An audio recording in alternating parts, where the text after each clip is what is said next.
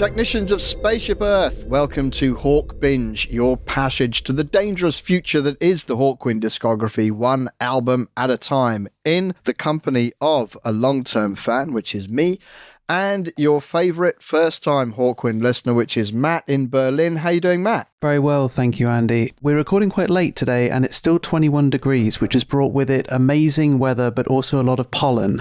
So I'm blinking, scratchy-eyed, and slightly delirious from all the meds I'm taking to try and mitigate that, but I'm looking forward to a good show. Well, okay. Well, it's slightly dark, cold, and damp over here, so Britain. So, we have some news, Matt, do we not? We do. We open with a nice little bit of imaginary internet points victory for us. Our YouTube channel has hit the 500 subscriber mark. It was actually hovering around 498 for ages, and then we hit 500 and then blew straight past it to 535 at time of broadcast. So thank you and hello to all our new subscribers. I know 500 is just a number, but somehow it feels nice to know that we've accrued that many people who are checking us out and subscribing to us. And I think we have a really nice active community there. We get a lot of our comments and news and stuff from people who do post underneath the videos, and also it's really nice to see blips when people are obviously discovering us. Suddenly I get notifications that someone's left a message on episode 2 or something, and I get kind of excited to see what people are still saying about it. So it's a really nice little archive as well as the podcast itself, so really happy about that. Yeah, and it's interesting, isn't it? Because I remember us in the early days waiting to hit our 100 so we could get the vanity URL. And we hit 100, and then very suddenly we had a lot more than 100. And the same's true here, which I think just shows that when you hit these milestones, the algorithm is affected by it. And suddenly you're turning up in lots more searches and being recommended to more people. And on YouTube, ending up as the in 5 seconds this thing after you end up watching what you were watching before. And I think that's true on the podcast as well. We've definitely noticed after we've had some reviews and things that more people come in saying that they've just discovered us. So with that in mind, please do hit the like button if you're watching on YouTube. These things do help us to bring this music to more people. And of course, all of those people who do those things are part of our community that, as Matt said, we love hearing from. And we have heard, haven't we, Matt? We certainly have. A few new people who have been actively engaging in the comments. There is a Pulsar861 who I think is in the US, mentioned that he heard Silver Machine on a progressive radio station and then had to order it mail order from the label, as no one in any record store had ever heard of it. So welcome aboard. That's an OG reference right there. We're All Nomad mentioned that he knew Mick pretty well but never got to perform with him, so sorry to hear that, but even knowing the man must have been an amazing experience, and that's awesome. Rory Gordon says that he still searches jukeboxes for Urban Gorilla, and if he finds it, it always gets a play, so keep fighting the good fight there, Rory.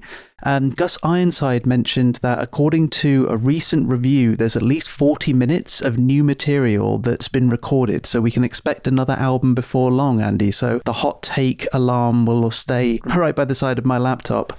Speaking of hot takes, our hot take on the latest album got a bunch of comments. So hello to Yellow Ox, Angry Saints, Darth Vader, loved your work in Star Wars, Mark Jones, Lavona Kendall, Darren Evanson, and Zeb, among others. I think the general vibe of the comments is that most people enjoyed the album more than we appeared to have done so on our reaction. And I must say to you, Andy, props for having a lot of conversations in the chat while I was on vacation in Paris. It was great to just drop that and then bounce and leave you to deal with the fallout. But I thought you handled that really, really well. Thanks.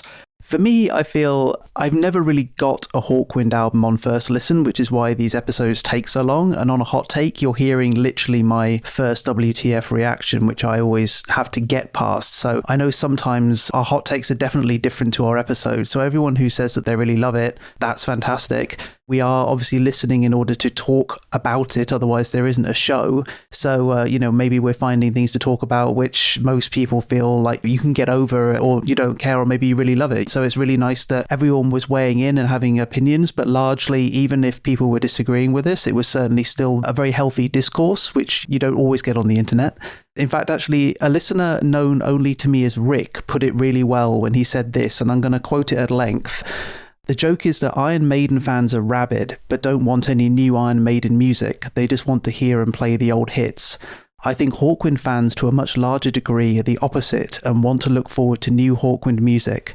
Dave Brock is the only rocker from the 60s still putting out new music on a consistent and constant basis. That's just so inspiring to me. So in a sense, I think maybe I'm grading on a curve and more protective of the new stuff than the older albums, which of course I do love. But I can honestly say that my ears are hearing good music with stories from time and space. And maybe there's some sort of adrenaline or endorphin infusion happening that makes the music sound very strong. So I feel like that's a really nice measured response from someone who clearly is just a diehard Hawkwind fan and clearly listening through a lot of layers of love, but is still very excited about a band putting out stuff when they could literally be putting out reissues and cashing their checks. So whatever we've said, whatever our hot takes are, I think we can only agree with fans when they say things like that, Andy.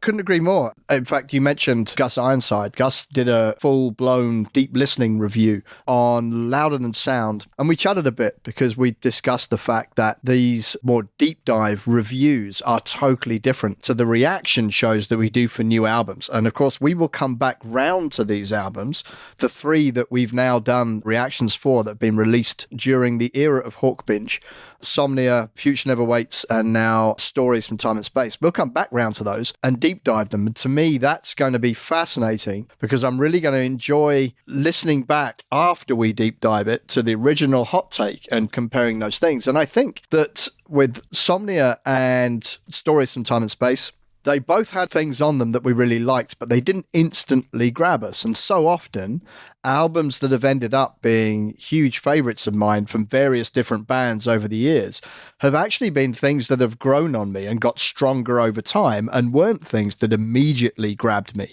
And I think we all felt, the 3 of us actually, that Future Never Waits, which I do still love, had things in it that we immediately leapt at. And then Stories from Time and Space and Somnia, in fact, are things that I think will reward repeated listens, basically. And I had the vinyl arrive on my doorstep the following day and allowed myself a weekend with it before jumping back in time to the subject of this podcast. And certainly I could already feel things starting to connect and earworms developing. So, yep, it's going to be interesting and very much looking forward to the next one. And I totally agree.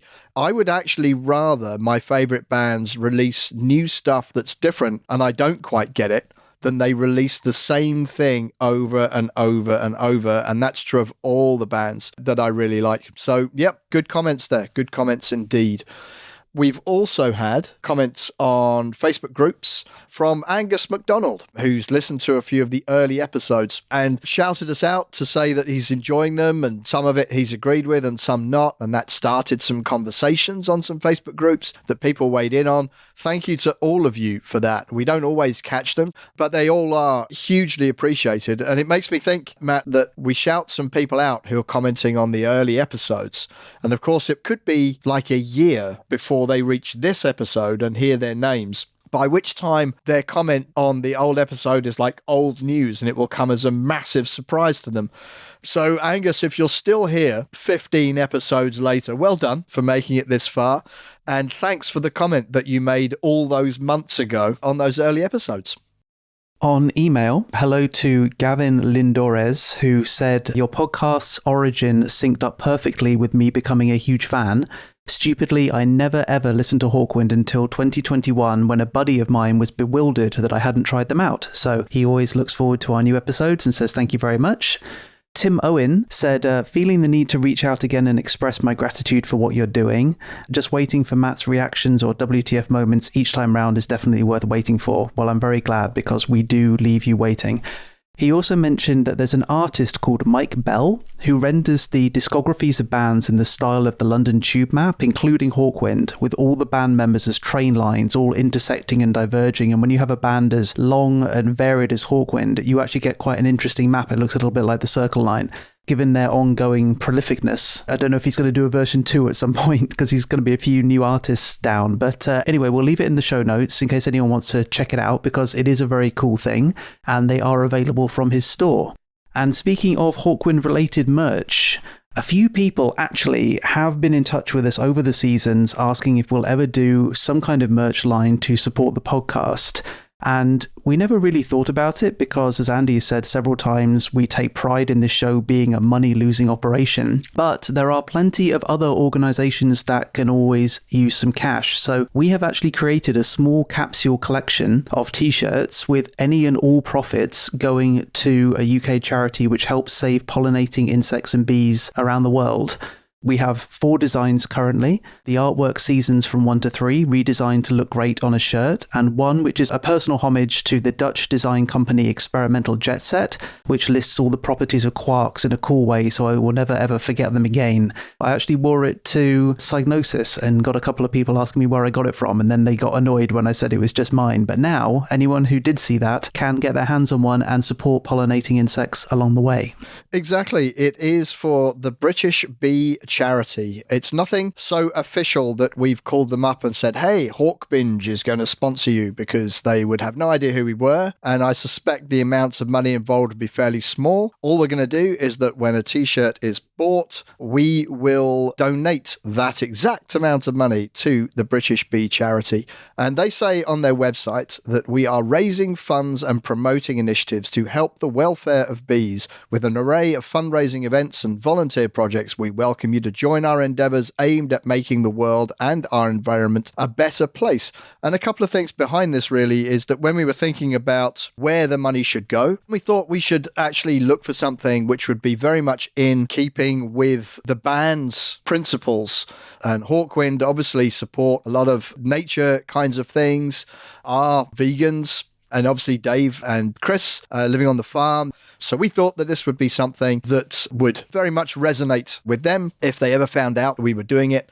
We have done these t-shirts through SkullPrint, and SkullPrint have very kindly waived their setup fee for us because we are donating these to charity. So we will put the URL where you can buy these shirts on the social channels. In keeping with Hawkbinge and our release schedule, people have been asking for this for about 2 years.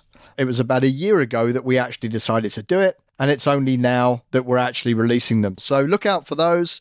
They are available, and then we will save the bees and the environment and the world together through Hawkbinge.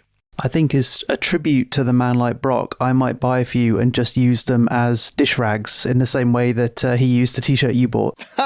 Yeah, that's right. He did, and I still proudly have it with all of its various holes still intact.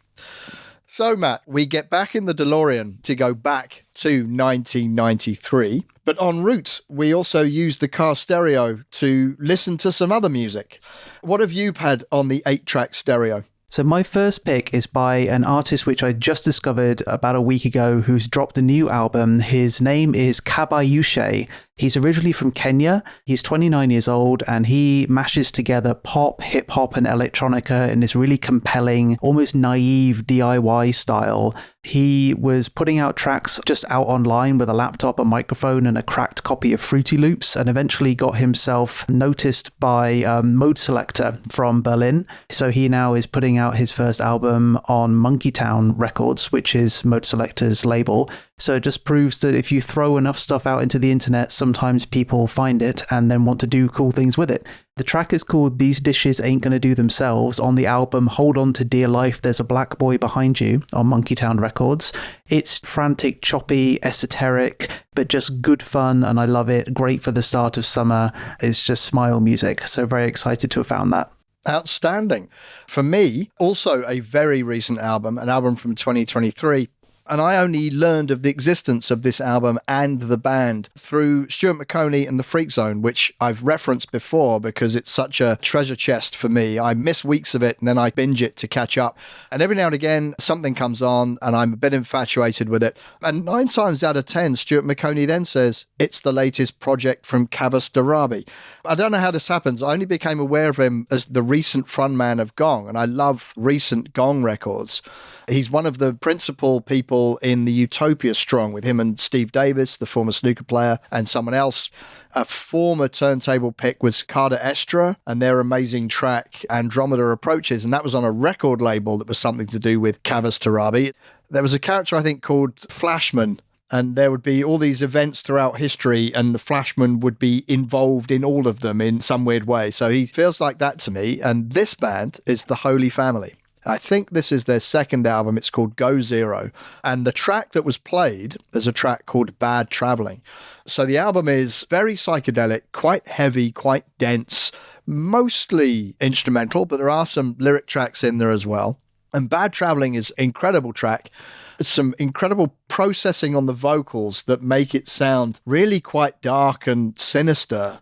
There's a lot of electronics going on, and it's actually quite hard to describe. It doesn't fit into any kind of genre that I can easily throw at it. So I can only suggest giving it a listen. That is Go Zero from the Holy Family. And the track that you'll be able to check out on our sessions playlist is Bad Traveling. And that album was released on Rocket Recordings in 2023. I feel like Kavus Torabi's like the new Mike Patton. You know, whenever you find something new that's cool, you suddenly see his name in the credits somehow. That's a good shout. Yep. So my second pick, after being such a fun, happy one on my first pick, is a little bit sadder because this week I was sad to hear of the passing of MC Conrad, who was a very prolific drum and bass MC.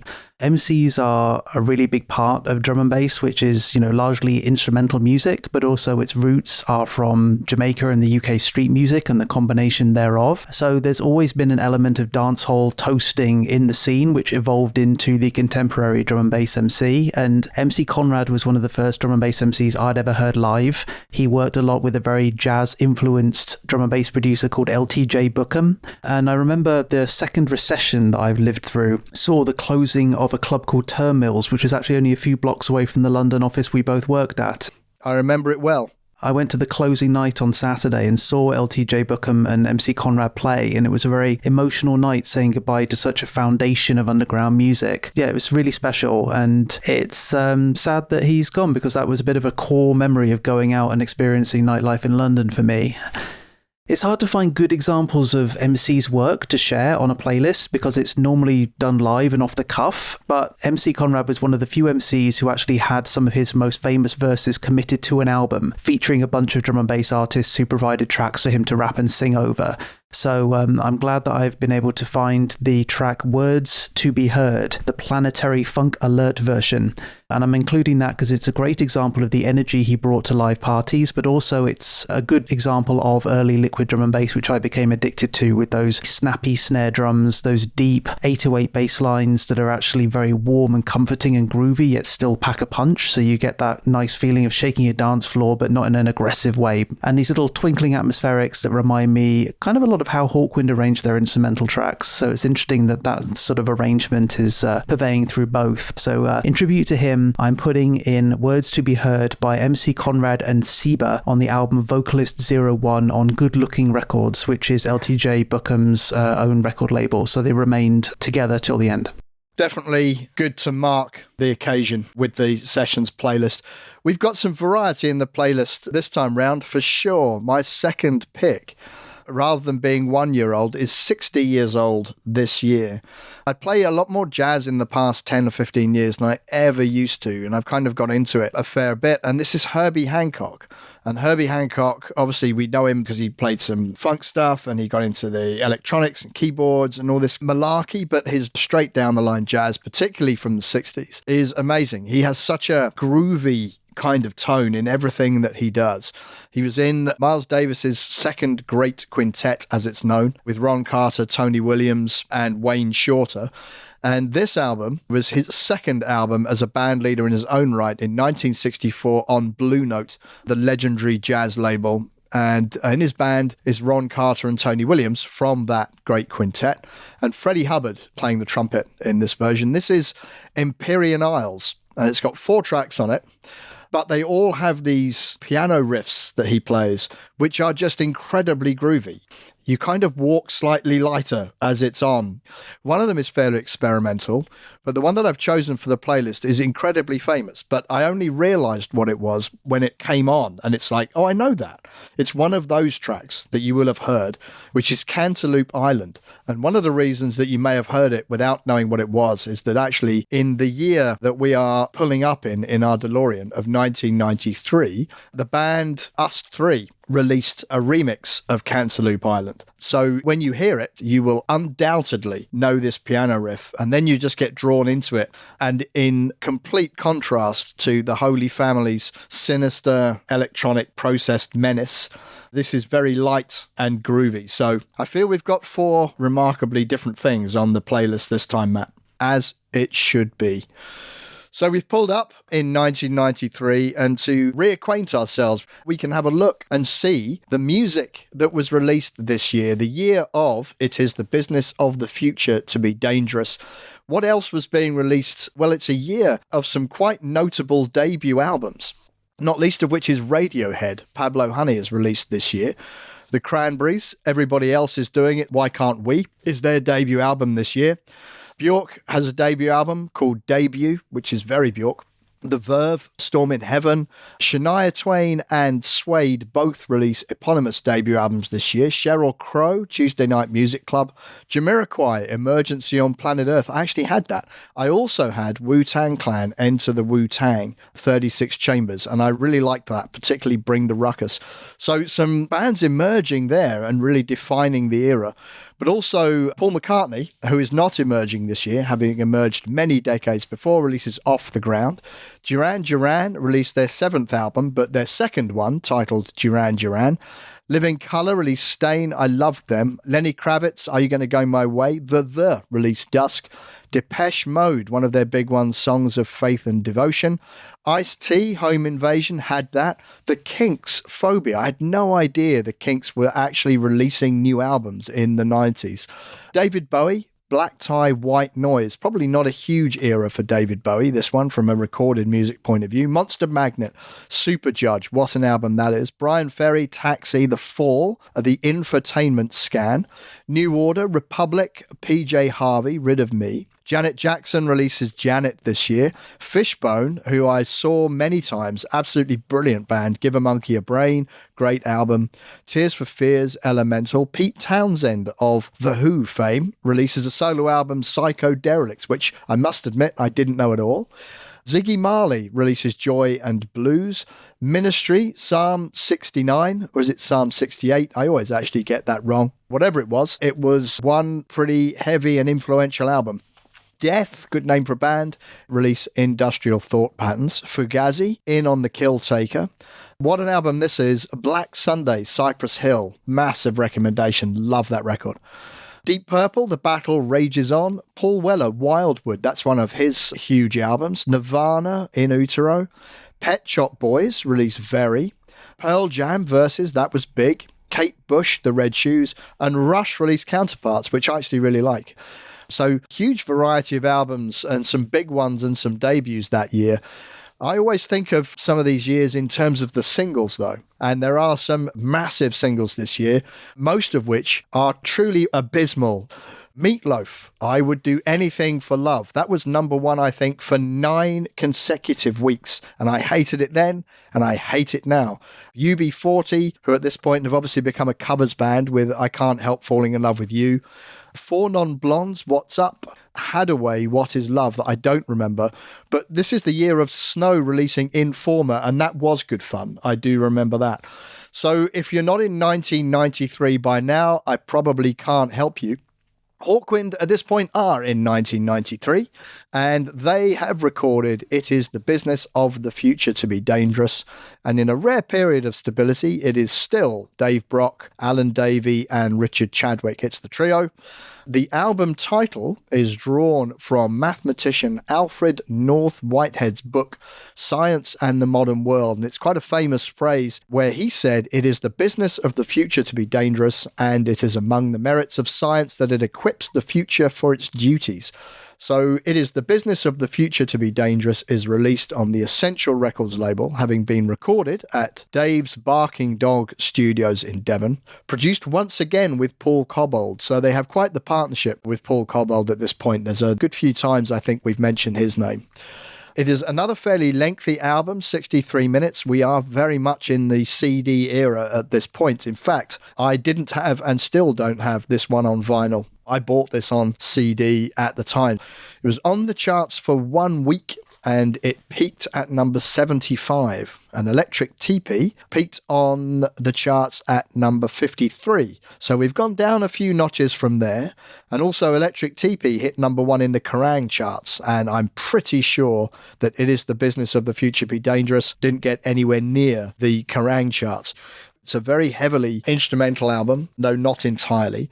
And it's also a very heavily ambient techno kind of an album. And in his book, Sonic Assassins, Ian Abraham talks about the release of this album, saying that for many years there had been a yearning for an instrumental Hawkwind album. And by 1993, when this was almost realised by Brock, Davey and Chadwick's more experimental offering, that ground had already been captured from within on the free festival circuit, notably by Osric Tentacles. So we're now looking at Hawkwind doing something, and rather than being ahead of the game and influential, they're actually maybe slightly behind and being part of something which is happening elsewhere. Even if they did get in early, they didn't quite commit to it. And in fact, by this point, The Orb have had a UK number 1 album called UF Orb. And to be number 1 with this kind of music, and it's not exactly the same, but it's related, means that this is already kind of out there in the wild.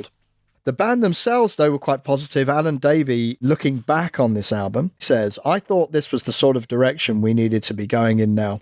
We got all these keyboards and worked them all out. We made really good music. It still had Hawkwind stamped all over it, but it was totally different. And that's what fans like about us. We don't pander to what's expected or to what's in fashion." And I think we totally agree with those words. In a Radio 1 interview, and both of these, by the way, are within Carol Clark's The Saga of Hawkwind tome.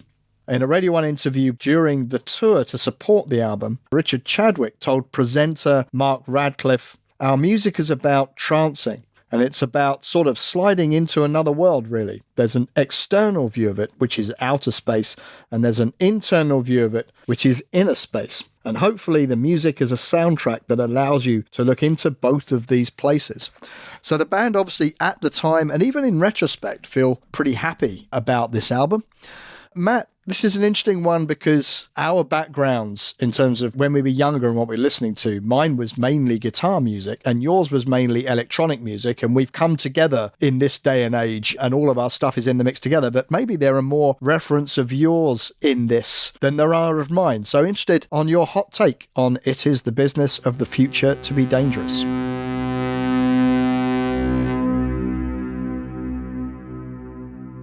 The gap between recordings between the last episode and this one has been largely at my insistence, because this has probably been the hardest album to try and get into that we have yet encountered. And I really needed the time to try and get to grips with it before we talked about it. This feels much more like what I was expecting Electric Teepee to sound like when I started to listen to that album, because being only 3 people, I felt like you would get something which sounded maybe not as complex, maybe not as layered. But what we got from Electric Teepee were 3 people trying to sound like 6 and succeeding. And I feel like in this one, it sounds much more like 3 people, which obviously isn't to its detriment as such because it is 3 people, but it's just interesting that when you compare it to the previous album, how much this feels like a very different production. And I'm not quite sure how or why that's happened. It also feels like this is quite hot on the heels of Electric Teepee. I know that you said that you didn't think there could be a box set of Electric Teepee because there's so much on that CD, but there's a lot of what's on this album that almost feels like it could be a B-side and offcuts from that album and turned into this album. If this came as a double album, which would then be like 3 hours long, I can imagine it making sense. You know, I still feel like they live in the same world somehow with some of the similar vibes and similar themes, but just for some reason feeling lesser when I listen to it still. I also know you mentioned last show that you wondered what it would be like if you had an album where you had all the ambient tracks together and all the rock tracks together. And that's kind of how they've arranged this album. And as it turns out, it's not great, I don't think. You need the push and pull for things to feel interesting. And I didn't realize that until they arranged it like this. And then I thought, oh no, that hasn't really flowed as well as I thought maybe it might. And it might just be these tracks, I don't know. But I feel like the album itself is arranged in a way which is quite difficult. It's very different, I think, compared to really anything that we've had from them before. And I don't think I'd ever say this about a Hawkwind album before, but for me, the album comes across as a little insecure. I feel like some of the tracks are quite long for being long's sake, not necessarily because they are experiences that benefit from extended listening. Sometimes they feel like they're just kind of going on, and clearly there's some references there that was the idea of it, that idea of being trancey. And actually, sometimes I do feel like I understand why they're as long, but sometimes they just feel like they are a little long, and if you haven't fallen into the track, then you are very aware of the length, which is normally quite rare for what Hawkwind are producing.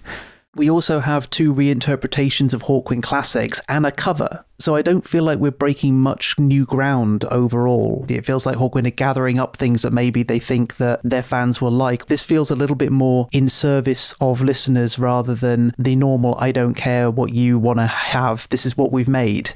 I don't think they're a band that does pandering very well. In fact, I think they're much better when they're striking off in whatever direction they feel like. But a funny thing did happen, for full disclosure to our listeners. We actually tried recording this last week, and unfortunately my recording software crashed, so we had to postpone it. I don't know what that did to my brain, but my tolerance for this album in the last week has actually increased a lot more than I thought it was ever going to. So maybe I finally hit a bit of a peak to now appreciate a bit more of what they were trying to do, even if I don't always think that they fully realize it. I feel like we've come to terms on a few things. So I think in a way, maybe that crash was for the better, because I've got a few more things I can say that makes me feel like I understand what they were trying to do. That's nice in a way, because I feel like our own podcast mission statement, that idea of reevaluating albums that have been maligned or dismissed for whatever reason, which I kind of dismissed this a little bit, actually after really pushing through and saying, no, I am going to write 3 nice things about each track to make sure that I can, and just really trying to engage with it. I did feel like it was starting to creep into my consciousness, and I've been definitely feeling less against it than I initially was. If there are any real diehard fans of this album listening, it's going to be a bit of a bumpy journey, so sorry about that. But definitely, I feel like I've come to terms with it more. I still wouldn't say that overall I like it, but certainly I feel like I now understand it. So meandering introspective rant out of the way, it's still a very puzzling album, and coming off the back of Electric TP, it still feels inferior to it, but it's certainly different, and again shows Hawkwind trying to explore some things, even if some of those explorations are familiar. I had Electric TP on tape. Didn't have it on vinyl. It was a limited release. But I didn't have a tape player for quite a long time. So when I wanted to go back to listen to something from this era, it would be this album rather than Electric TP. So I've heard this album a fair number of times, but only ever once at a time. Because obviously in that era, I was heavily into Soundgarden, Alice in Chains, this kind of thing. And I do that thing where you go, I don't want to listen to the stuff that I'm so familiar with. I want to put on something else and see if I get it. And I'd put this on, and then I'd go, oh, I remember it, and then put it away again. So it had never received back-to-back plays. But in the past, however many weeks or months it's been since we ended Electric TP and got into this, obviously I have. We came out of it to do the new album. We've come back to it, played it over and over again. So I have found things in it that I like, and other things that I didn't like, I've kind of doubled down on not liking, if you see what I mean. So some of my views on it have changed and some haven't. In terms of us talking about Hawkwind releasing stuff, and you kind of love the fact that they've done it, even if you don't connect with it. I've always liked the fact that this album exists, simply because I can tell people that they did it. If you see what I mean.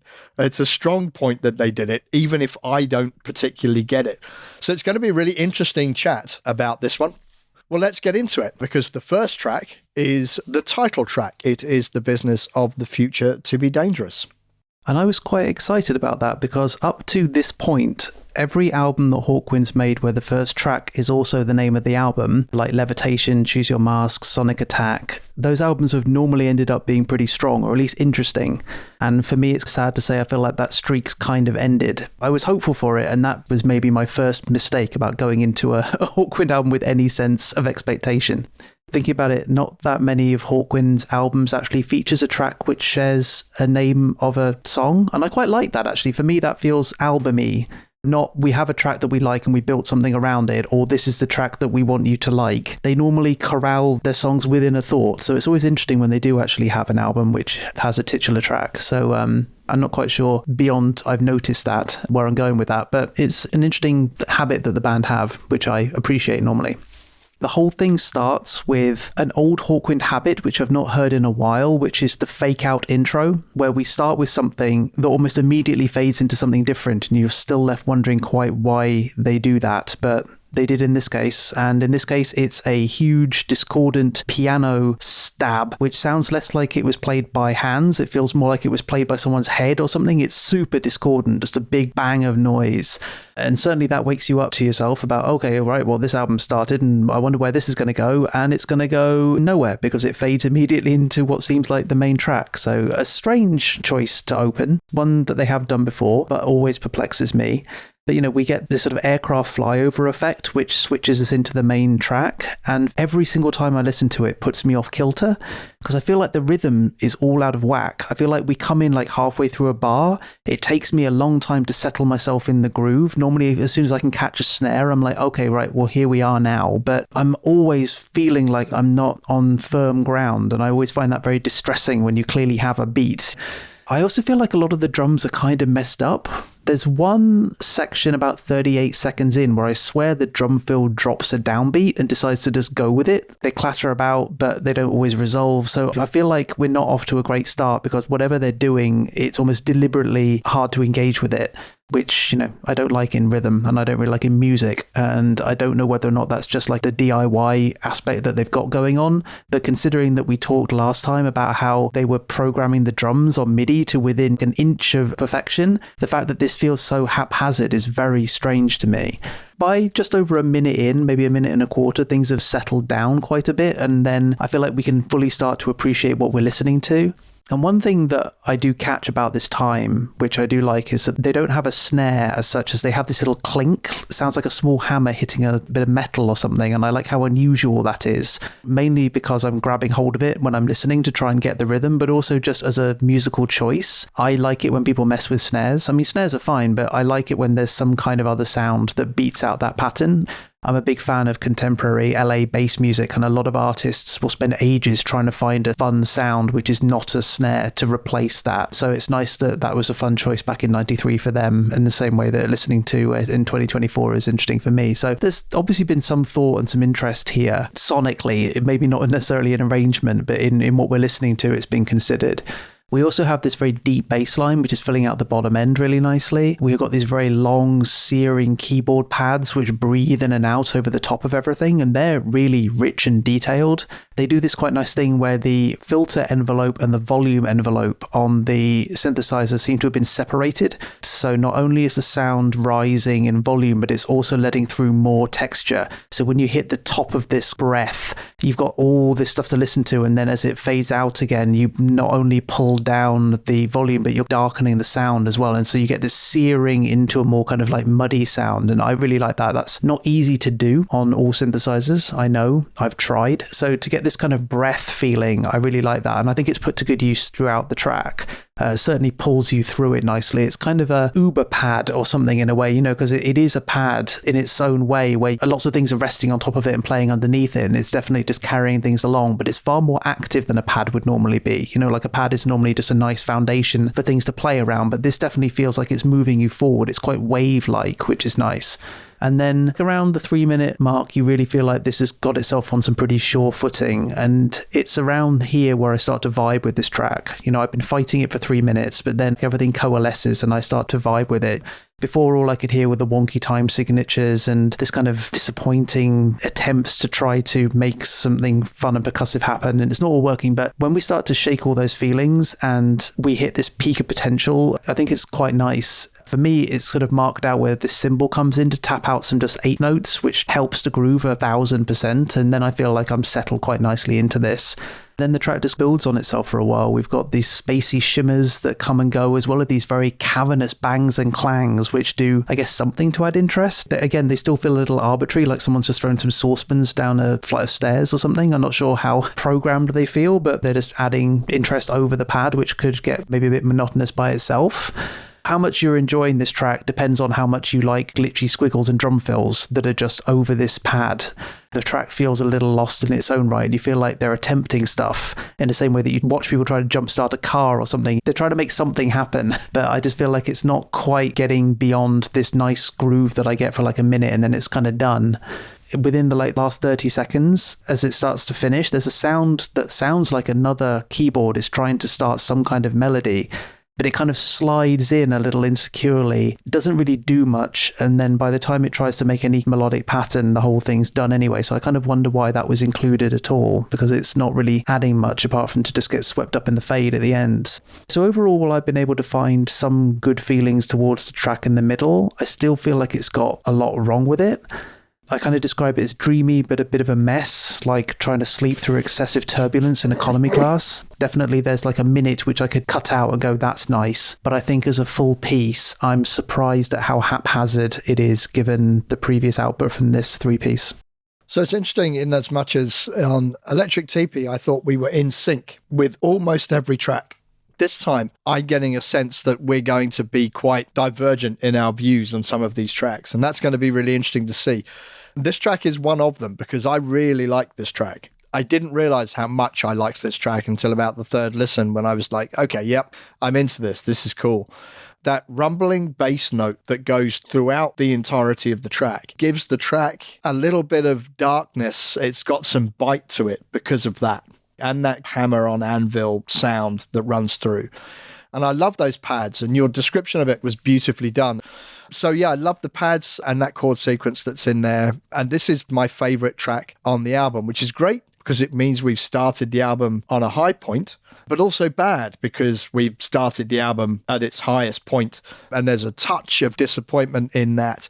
But I really like this one, and I actually could have had this going on for another 3 or 4 minutes easily. I'm very happy with the place this takes me. I read quite a lot of science fiction to this on trains, and I was always slightly downbeat when it ended. So this is a good one for me, and at 5 to 6 minutes, really, I think could have done with being another 3 or 4, given that there are some tracks on here which are much longer than this, which didn't connect with me anywhere near as much. So strong start for me, and good to hear that there are 1 or 2 things in it that Matt managed to connect with. The next one is Space is Not Their Palestine, which is slightly confusing because there is THEIR and Palestine is in brackets. So you've got a bit of work to do there. You may, Matt, have noticed the sample of Nick Turner from The Black Corridor on Space Ritual, which is the voice that says, space is there, somewhere towards the end of the track. That's where that's from. And obviously we know space is not there, according to the title of this track. And there is some laughter in this as well. So, Matt, space is not their Palestine. Yeah, it's a puzzle, isn't it? I can't comprehend what they're trying to say because it's not space is not there, THERE. You're right, because it is. We searched for it albums ago and everything. We found it. It's definitely there. But yeah, space is not there as in belonging to someone. Sure, space might not be theirs, but also then adding Palestine to it, it's strange. I think probably best to leave it. Fair. Let's talk about the track instead. That's more fun, right? I think this would have been a better opening track. We have a slowly building feeling from this bass pulse that sounds like you're putting your ear to the wall to hear the machinations of some infernal machine on the other side, which I quite like. You know, it's got an interesting, more evocative bit of sound design at the beginning, and we've got some hand drums pattering out the start of a rhythm to keep you locked in. I like that as a start. I think then it actually falls apart a little bit because we have this Hawkwind theatrical laugh, which you mentioned, which I've never vibed with. And it kind of comes out of nowhere, which I'm not a huge fan of, but I feel like I can live with it. It's something that they do. But then we have this high, squeaky, ridiculous sounding instrument. It sounds like a toy keyboard, and at some point it seems to play the first few notes of Mary Had a Little Lamb, and at that point I'm completely thrown out of the track. In the same way that horrible sample ruined Don't Understand last time, Mary Had a Little Lamb in a Hawkwind track completely tanks this for me every single time, and I find it infuriating. I don't know again why they've added that, but the track's got a whole 10 minutes left to win me back, and I think on the whole it does a good job of extending an olive branch when the bass line drops. You know, it's simple, but it sounds warm and electric. electric and round, and we've had this from them before. It just sounds good, well programmed, well recorded. In my brain, I can imagine that the track starts about then, and then I'm kind of happy with it, you know. And then we're introduced to what is going to be the hook for this track, which is this vaguely sinister sounding orchestral sample with an equally mysterious guitar call and response to it. So it's more advanced than track 1, but it's keeping a similar kind of style. Reminds me a little of Snake Dance from the previous album in its vibe. While under it, we have this moody, growling guitar, which reminds me of going to Hawaii a little bit. So we're definitely picking up on moods and ideas from the previous album, but turned into different things. And more than anything, this really feels like it's laying the groundwork for Somnia even more. Somnia, I talked about those kind of spy thriller sounds, which is these little repetitive strums which don't go anywhere but still have this nice feeling of tension through them. I think this is probably the first time I've really been able to identify where that's come from. And it's interesting that hearing them in Somnia for me for the first time, maybe people would have heard this back to the 90s and gone, oh, they're picking that up again. That's interesting. So again, when we get to that album in the future, that's going to be interesting to see that it started here somehow. There's also this twiddly little synth voice that comes in about halfway through that sounds a little bit like the generic I'm on the bridge sound that the original Star Trek show had, and I'd love to know if that's a sample or if they were able to recreate that, because it's actually quite fun to hear. Changes and inflects in pitch to make a little top melody, which is really fun. I feel like this is almost trying to make its own genre of like rhythmic ambient or something. You know, like while the main elements are strummy and quite active, they're not actually achieving much. So they're leaving quite a sparse area, which is what ambient does. So I know that you said that they were trying to make something trancey. This for me is an interesting take on that, because while it's still quite active, it's actually not progressing that far. So it's got that feeling of like lots of build with no payoff, like a jump scare, you know, that's going to happen in a film, but they keep it going to the last possible second to really mess with your nerves. And I think that's where I get that spy thriller idea from, that you can be doing anything, and if you listen to this, everything just sounds more tense and threatening than it is. Like if I'm walking the dogs listening to this and someone walks towards me, I immediately think that guy's up to no good. Doesn't matter if you know what's going on. It just has that tense atmosphere to it. So I like what they've been able to create with that. I like this almost Hassanis Sabari feeling that we're back in the Bedouin deserty area with the sample. I also quite like how they make it clear that it is a sample, because towards the end of the track, at some point they just cut it, like they just pulled the plug out of the sampler. So they make it very clear that they haven't employed an entire orchestra. They've literally just taken it from somewhere. And somehow that idea of letting us in on how the album was made, I thought was quite a nice touch. I think for a very long time I thought this track was overlong, but with repeat listens and this idea that they're going for this kind of rhythmic ambient trance thing, I now feel that it walks up to the line of being overlong, but now isn't. So that's what repeat listens have definitely done for me, and I definitely like this track a lot more, where before I thought it was a bit dull, but now actually I appreciate the texture of it. Not quite in the same way that I would describe like a Sun concert, for example, where actually, you know, very little happens, but you appreciate what there is. I almost have a little bit like that for this, because it's doing the same thing over and over again, but with just enough little variations and the feeling that it's being played still. There's a humanity to it that actually, if I delve into it, I start to like it. I also wonder if there might have been an even longer version of this, because to end the track, they have this sudden crash, which is completely offbeat, again, thanks Hawkwind, and a voice that I think says you're about to leave the safety zone or something, but like pitched really far down, and then the track seems to peter out into silence over the next minute or so. But it's still taking its time despite this jolt that we've got. And I feel like normally they don't cut something like that unless it was going for even longer and they decided to cut it. So I'd be fascinated to know how long they thought this could go. But yeah, at 12 minutes, it's certainly a hefty piece, but probably the one which repeat listens have definitely sweetened for me. We are some way away from each other with this album so far. It's interesting that you picked up on the desert feel of it, because they did actually blend this to be a middle portion of Hassan Isaba when on tour, and they renamed that Assassins of Allah, which you probably wouldn't do now. I really struggled with this. I really struggled with it on the first re-listen, and I still struggle with it now. So all of the repeated listens haven't connected me with this. And when you really don't connect with something and it's 3.5 minutes long, that's fine. And if you don't connect with something and it's like 12 minutes long, that's a problem. Because you can't skip a 12-minute track, because you're effectively skipping half the album. So I find this one a real challenge to get through. I don't hate it. it just never really grabs me. And from beginning to end, I'm just kind of waiting for it to finish. And obviously waiting a long time. So it's a problem for me in that sense, which is a shame, because I can hear that they're trying to do some interesting things in here. And you did a very good job of voicing what those things are. Because it didn't connect with me, I didn't really get those things out of it. And I spent my time waiting for that to happen unsuccessfully. So yeah, this one definitely was a down for me, particularly after the slightly more aggressive is the wrong word, but more direct track, which comes before it. So this one, not so much for me. We move on to something else with a slightly political edge to its title, which is Tibet is Not China, and that is parts 1 and 2. And actually, I've got here an interesting story about this, which is told in Sonic Assassins by Ian Abrahams. And he says about this, some track titles reflected the political tensions of the time. Space is their Palestine, which developed in the live set as a new bridge for Assassins of Allah, and the evocative two-parter, Tibet is Not China, a world music chant that leads into a classic explosion of Hawk rhythms.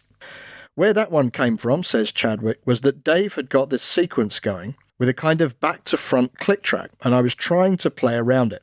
Dave and Paul Cobbold were trying to help by saying, "Can't you get this, Richard? It's easy." And I just lost my rag. I can play the damn drums, look at this, and went wild. All those mad toms working and stop-start, and then just went into the end coda bit, which was the actual part I was supposed to be playing. Unknown to me, Paul captured everything I'd got and just overdubbed on top of it. Alan Davey said, Can would do that. Play all day and pick out 10 minutes of it and then fit it together. So an interesting look into a kind of accidental piece of Hawkwind jamming away and creating something interesting to put on the record. Now, I don't know whether you want to do these one at a time, Matt, or deal with the both of them in one hit.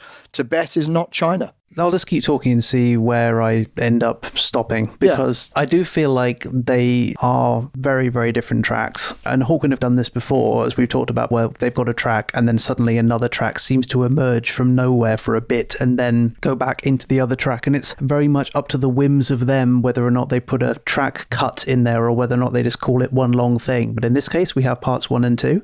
And I'm not sure we've had a parts 1 and 2 since Paranoia from the OG album, but it's raised its head again. Oh, good shout. Yeah, and I wasn't quite sure why they did it then, and I'm a bit more sure why they've done it now because of what happened. But again, if this was done on purpose, I wonder whether or not it would have been parts 1 and 2 anyway. Like, that little explanation actually answers some questions that I had listening to it. For a start, I feel like I'm much firmer ground agreeing with this title. Definitely, this is something that I've grown up with and aware of, and I'm glad that Hawkwind is on the side of history that I definitely agree with this title, so good for that. As a track, we open on what sounds like children singing or chanting with this lush pad flowing dreamily all around it. And far away, the tapping sound of like a tabla or something, like a very small hand drum can be heard, as well as the tinkle of what sounds like the metal part of a tambourine or some such. So it's very different instrumentation. It's very reminiscent of Water Drums by Union Jack in vibe, which was nice because I hadn't really thought about that track for a very long time. But this track is much less constrained by traditional composition of electronic music, I would say, where Water Drums is very much working with some kind of drum machine. This feels like it's a little bit more done in the box, but maybe in a little bit more ad hoc kind of way. For example, the chant feels like it's looping, but I can't feel where the loop is and whether or not the loop is set to any specific bar length. So you get this strange, almost polymetric feeling to the track as the chords change and hit on different parts of the chant, which then change your perception of the sample every time. So there is this really nice relationship they've got to it, but I'm kind of on Chadwick's side that it's very difficult to stay locked in. But if you don't have to try and play along with it and you just let it do its thing, it's actually quite trippy and fun to listen to. I also feel like tonally the whole thing is quite hard to pin down because it flows from sounding quite melancholic to quite serene every time there's a chord. There's strange dissonant tones that appear towards the end of part 1, but they dissolve into the pad as quickly as they arrive, almost like seeing fish in a river. So there is this constant cause of tension and then resolution without tipping into complete atonal chaos.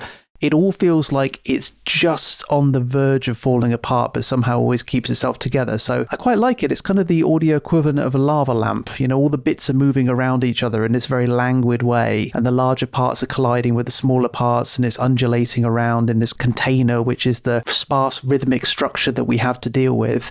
So it's quite an experience overall. I'm kind of into it, strange title notwithstanding. And I'm going to leave it there. Yeah, you've actually done a great job of putting into words my own feelings about it. We're very similar on this one. I felt that because of the way the loops work, there's this motion through the track, and your lava lamp analogy is perfect for this. There's a motion through the track where you know it's looping because there are familiar bits, but they don't all seem to happen at the same time or when you expect them to. So it's not something where you can tap along to it or predict when the familiar thing's going to reappear. It just does, and you notice it. And I really like that. So this was a very nice track to move into off the back of the previous one that I'd struggled with.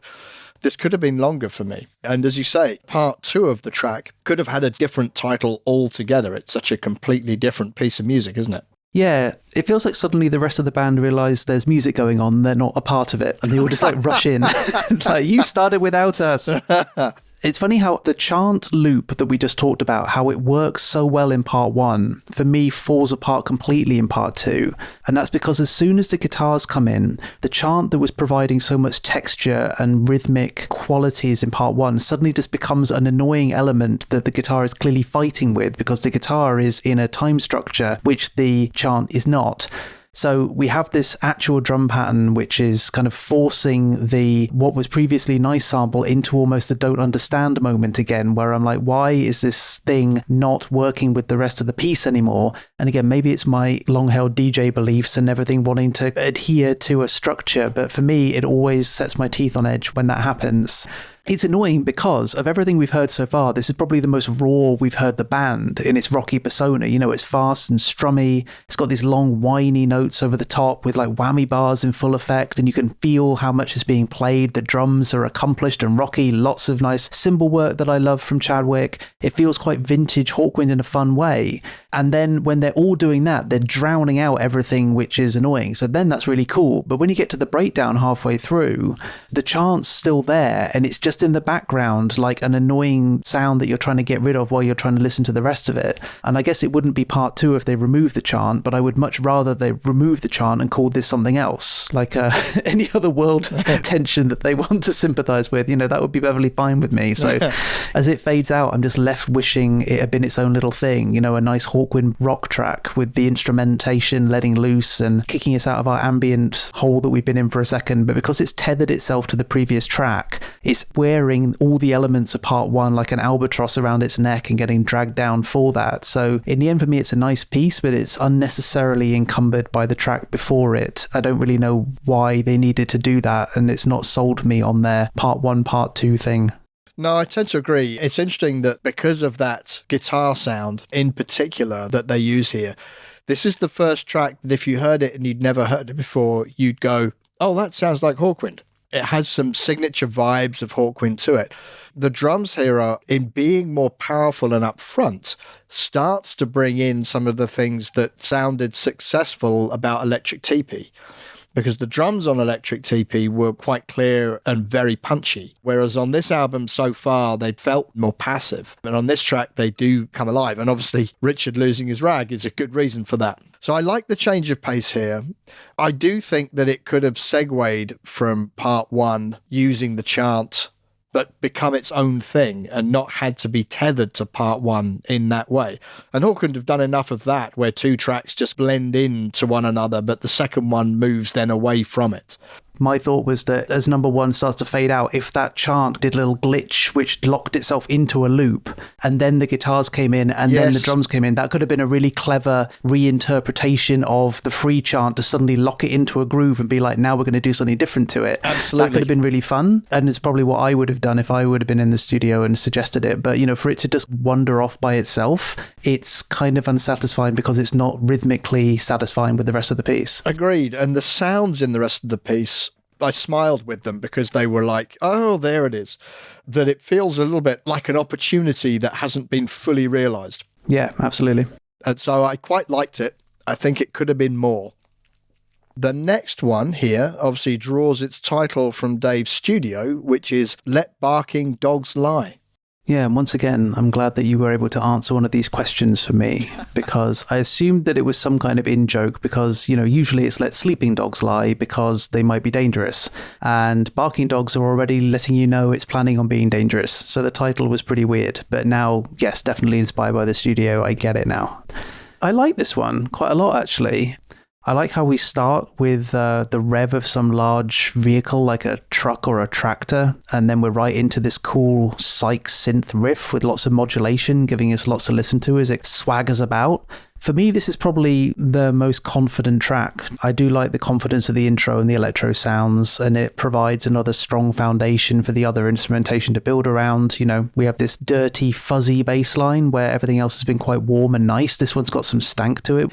It comes at us like a shark in the sea. You can just see it making a beeline for us as a listener, which is cool. And it adds this really nice low-key vibe of tension that we're establishing that we've been getting quite a lot through the whole album. And then after the bass line's asserted itself, we get some nice cymbal work again and some nice high scratchy guitar to take care of the top end. It all seems to be quite heavily processed, but I quite like that. It adds that feeling again of space rock rather than just rock. So we're getting more into Hawkwind's kind of general sound, which I always appreciate. And you get these very strange little bleeps and craziness towards the end of that section, to the point where it sort of sounds like someone's molesting a modem or something. It sounds very shrieky and bleepy and sad and in some kind of distress. And then we get this much more chill B section, which isn't quite like a breakdown, but everything becomes a lot more sparse and separated in nature. And this is when we get a bunch of barking dog sounds, which I guess is probably to justify the title, but they don't add a huge amount to me. I would rather they weren't there because they feel arbitrary, and I'm kind of enjoying it doing what it's doing without them having to raid their sample box and try and just upend it all into the track, like sometimes I feel they do, just to try and make sure that we're not falling asleep. But then after we come out of that sparse part, we head out into the desert with this cool rhythmic strumming again that gets your head nodding. A more twangy bass then gives us a space groove, but the desert rock vibes are what carry this part. So we've kind of gone into almost a C section here. So it's quite nice and evolving.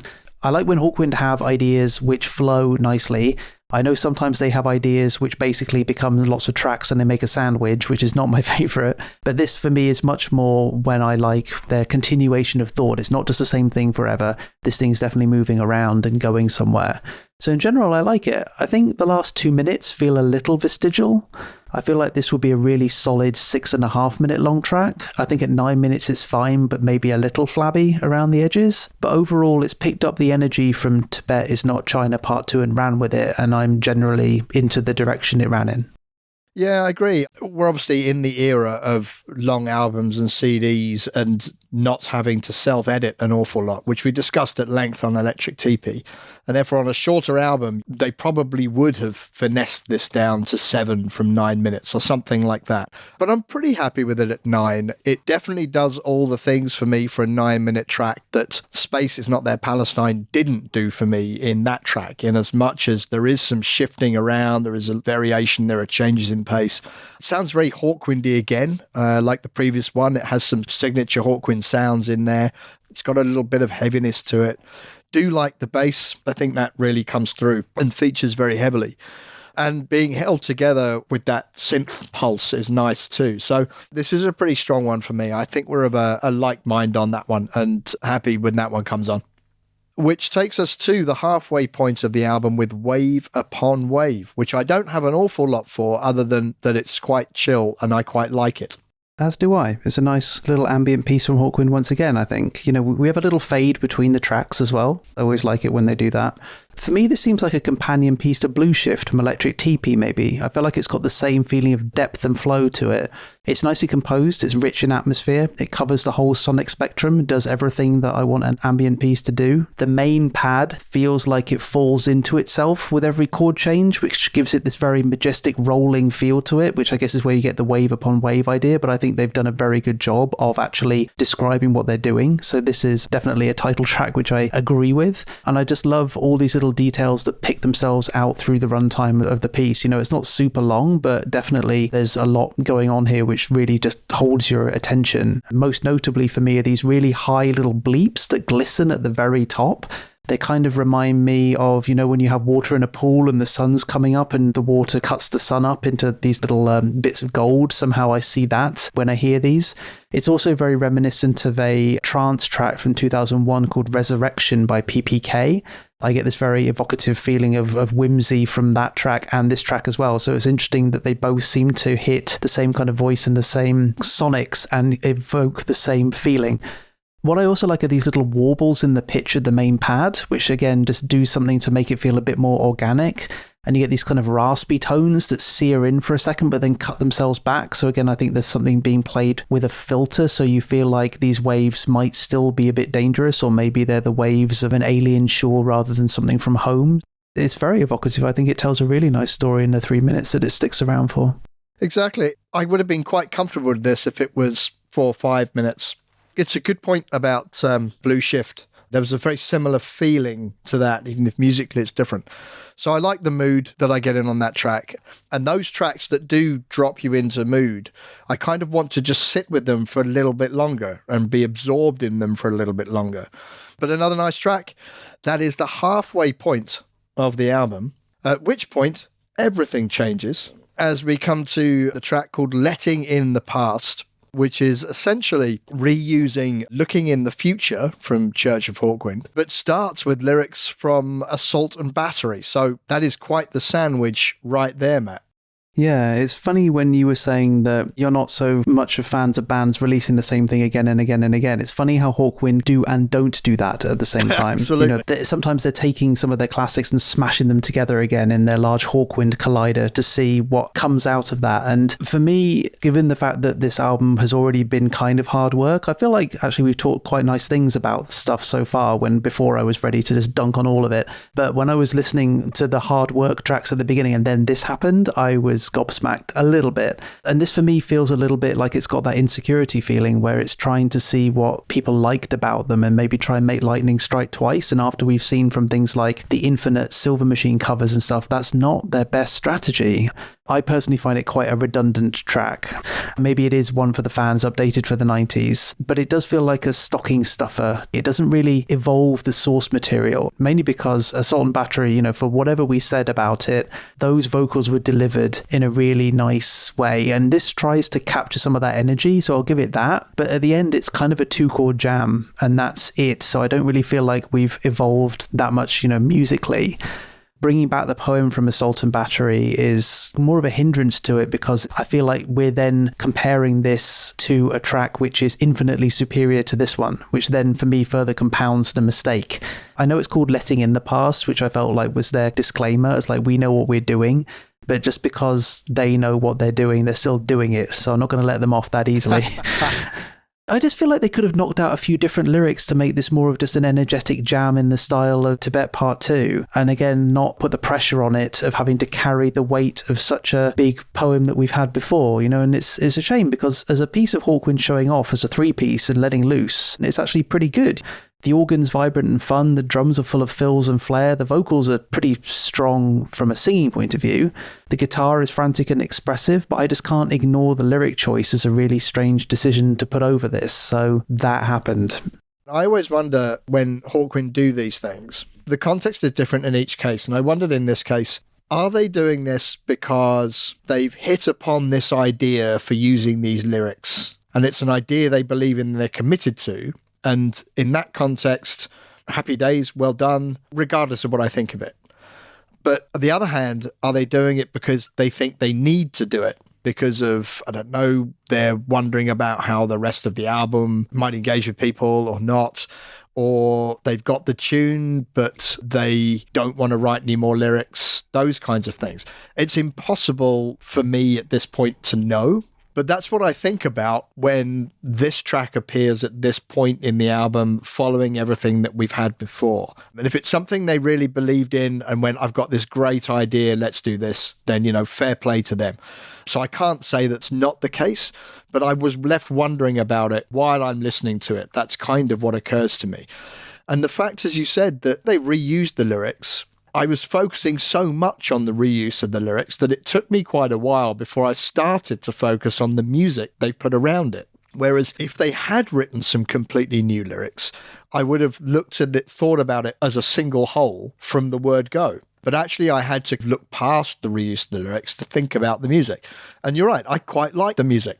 Jaunty springs to mind. It's quite upbeat. It's quite positive. It's a different mood than there is on the rest of the album. I like the bass playing.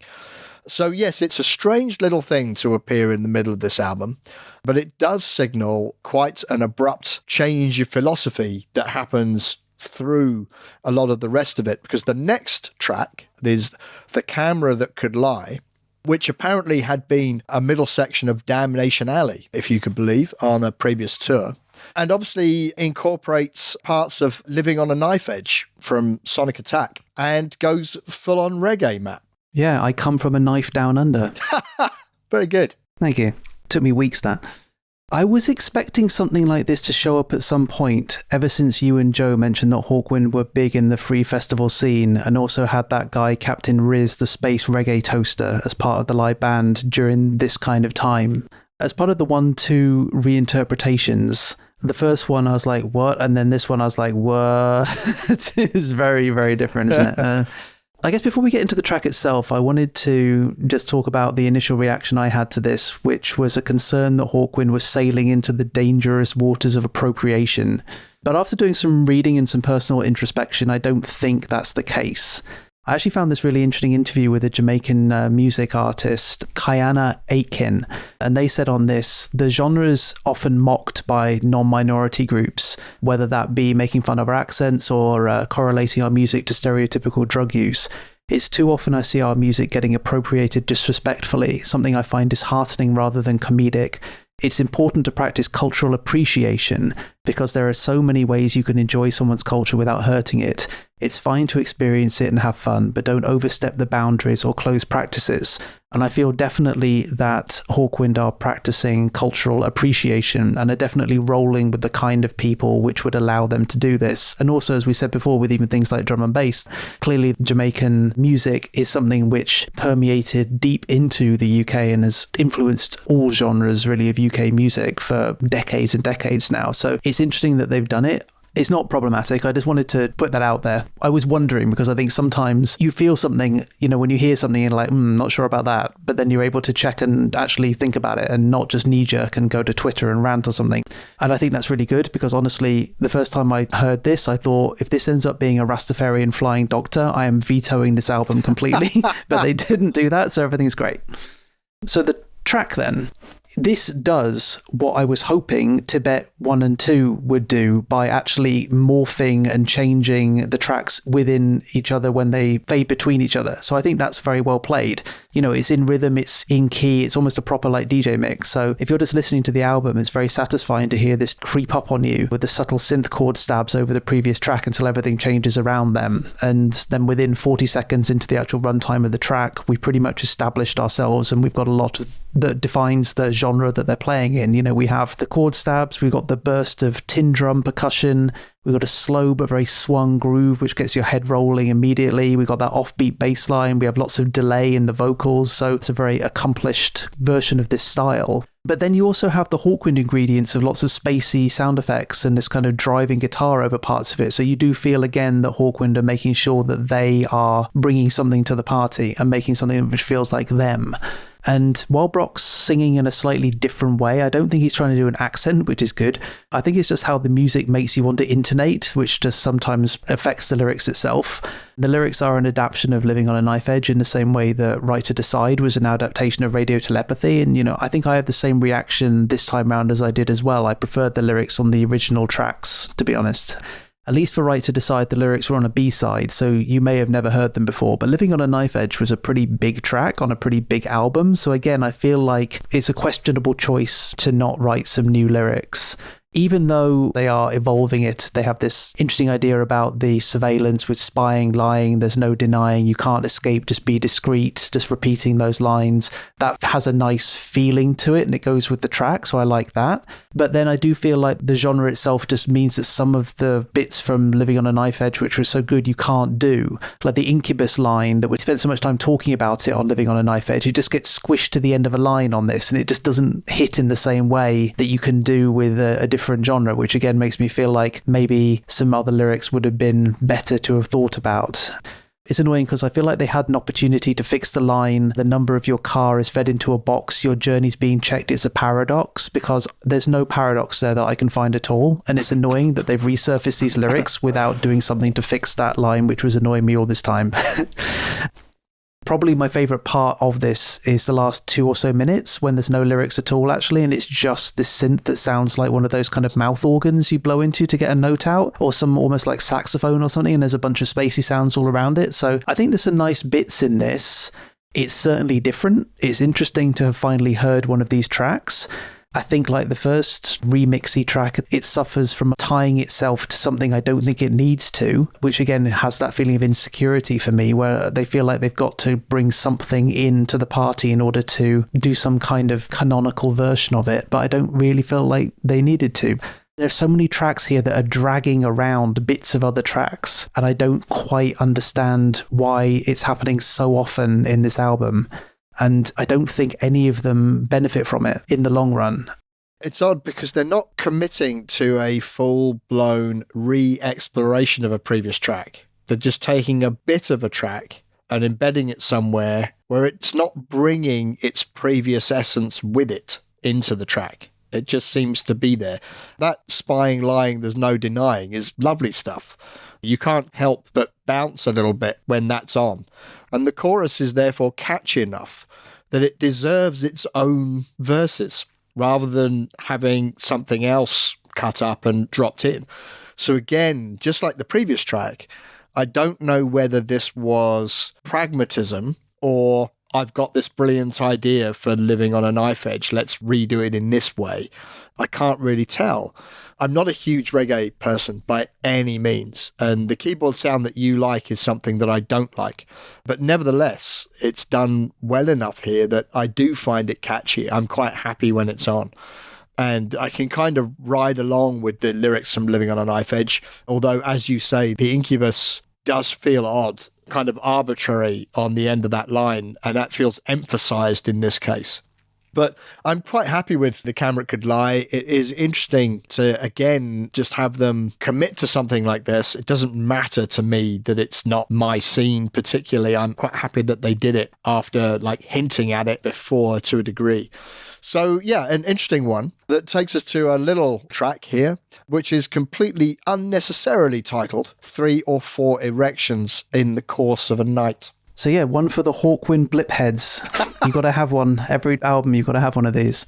It's funny because it's very dance music to name your track after the sample you're using, like verbatim. I have so many tracks just called like Pump It Up, and it's just a vocal going pump it up, you know, and that's just what you do. And it's actually, from a DJ's point of view, it's great because you can look at titles and go, oh, that's the Pump It Up track, I'll put that on now. Which is why it's really weird that this track doesn't do that, because the track is called 3 or 4 Erections in the Course of a Night, and the sample says 3 or 4 erections during the course of the night. So I don't know why they changed the name to not say it verbatim. It's very annoying for me anyway.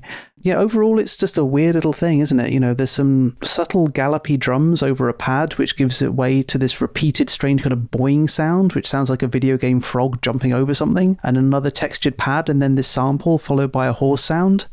And I really wish there wasn't a horse sound. For me, it's the last straw that kicks this blip from forgetful into actively disliked. Musically, it's okay. I don't mind it. But really, I would just say that there is a female voice that says 3 or 4 erections during the course of the night, and then the sound of a horse. And I'm just going to leave that there. So, leaving that firmly in its place, I can now confirm, Matt, that the techno-tropic zone exists. According to Hawkwind, for sure. I guess the word techno obviously can be used in lots of different ways. When it comes to music, I would definitely say this is not techno. However, it's possible that just the techno-tropic zone could be some kind of fantastical idea of plants that are made out of metal, or, you know, something a bit more about the idea behind the track than the track itself. given the fact that techno is quite pervasive now, that they have used that word, it's a little bit triggering in a way, at least from my listening of this kind of music, because you mentioned Orbital before, and Orbital 2 came out in 1993, and there are artists like Plastic Man and Polygon Window are fairly well known at this point, so the concept of techno has been established quite firmly, and it certainly doesn't sound like this. It's fine. That's just the immediate reaction I had to the title. For me, this has that kind of Void City feeling to me in terms of Hawkwind misunderstanding dance music, or them trying to do their interpretation, which does not sit well with me. Like, you know, whether or not you want to call it techno or not is a moot point, because the track for me is just not very good, whatever genre you want to put it in, which is a shame. And a little bit like Void City, I just hate the drums on this. It's so marching band style in its endless bum-ching, bum-ching, bum-ching, bum-ching that there's no flair or groove or swing to it in any way. It's just very fast and obnoxious and therefore very off-putting to me. And it just goes on and on and on and turns into this monotonous dirge that isn't doing much to, despite its speed, carry much intensity. And we have these little chordy stabs, which are sampled orchestral stuff, which we've heard already. But they're quite sparse as well. And then we have like a little bit of a plodding bass line. So it's not doing a huge amount. But I do feel like they've done this to make a foundation that the vocals can go over. But I'm not really vibing with the vocals either, unfortunately. So they don't really save the track. For me, we have this now quite staple Hawkwind something something future, something something past, which they do a lot. Again, delivered in that slight 40s radio play style, which I've never really liked when they do it. It feels a little staple, it feels a little predictable. I feel like the rhyming again is a little lazy. It sounds more like a manic ramble without any real strong delivery to it. There is a slight you shouldn't do that vibe in some of it, where they repeat some lyrics and they almost become percussive, which I quite like, charitably trying to find something that I like in it. But yeah, for me, unfortunately, this is 4.5 minutes of bum ching, and I will be very glad to never hear this again once we finish talking about this album. Yeah, it doesn't do an awful lot for me either. You've actually managed to get a lot more out of it from an analysis point of view than I did. I just thought that it sounded like it was a track that was left off of Electric Teepee. I didn't dislike it perhaps as much as you, but I didn't really dial into it either. It's just kind of there. Too long for me at 4.5, 5 minutes. And just kind of sits there. So bit fillery, really, for me. Would have made for a bonus extra or something on an extended version or something like that. But I don't really need it on the album proper. Which brings us to an interesting track, which is Gimme Shelter, which I have some preamble for. This was a charity piece that Hawkwind were involved in. And actually, if I go back to Ian Abrams, he covers it here when he says, the trio also contributed to a collection of CD singles, all comprising covers of the Rolling Stones classic Gimme Shelter, in aid of charities supporting the homeless. The various artists who provided music for the CDs were broken down into generalised categories, leading Hawkwind to share a release with heavy metal bands Thunder and Little Angels. The Hawkwind version featured guest vocals by Page 3 icon Samantha Fox, providing a surprising duet with Richard Chadwick, who claims to have been tricked into singing on this. He explains, we transposed the song, dropped it a key or something. There was an initial sample from the original record, and then in comes our new arrangement. Normally Dave would do his vocals when we're not around, but this time he said, I'm having trouble getting the vocals on this. So I said, well, you can sing it like this. And just sang the song, and Dave said, right, that's it then. The Cause was another close to the band's heart. Interviewed for a promotional film for the EP, Chadwick noted how the reason we're involved in this is because it's vitally important that something is done. There shouldn't be people homeless in this country. There's no reason for it. And he's right, and some things just have not changed. Regarding their relationship with Samantha Fox, who was big news at the time, in Carol Clark's Saga of Hawkwind, we hear this. Says Sam, I loved working down there. It was a great atmosphere. They've got farmland and everything's organic. They're very free and easy people, very loving. As much as you'd think of them as old rockers, it's like working with a lot of kids. They're a very tight-knit group, very spiritual, very lovely people. And Chris remembers we were like, oh God, she's going to be like this horrible Page 3 bimbo. Alan Arthurs, the artist, and a lot of other people came round, and they'd all washed, and I remember them standing by the wall waiting for the car to arrive. It was like the peasants waiting there. Sam had this guy Nigel, a minder, with her. He followed her everywhere. The first thing she wanted to do was get rid of him and smoke a joint and get stoned, chips in Dave. Chris continues, she was brilliant, certainly like, let's go and see the horses, let's escape from the guys. So they all seem to have had a right good time recording this and got on well together, unlikely as that collaboration seems.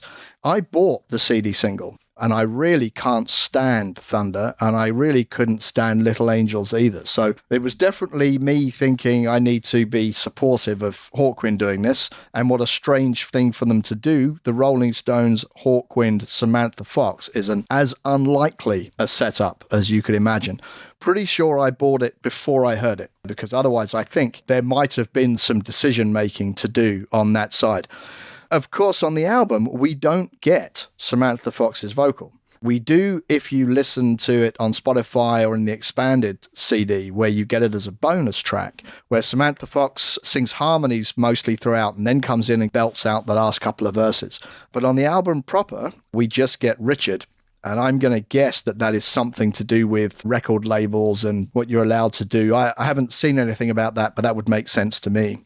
So, Matt, give me Shelter. Yeah, this was a surprise. The first time I listened to this whole album, I was in a park just hanging with the dogs, and I had the phone in my pocket, so I wasn't actually really following the track list. I was just trying to vibe with the whole thing.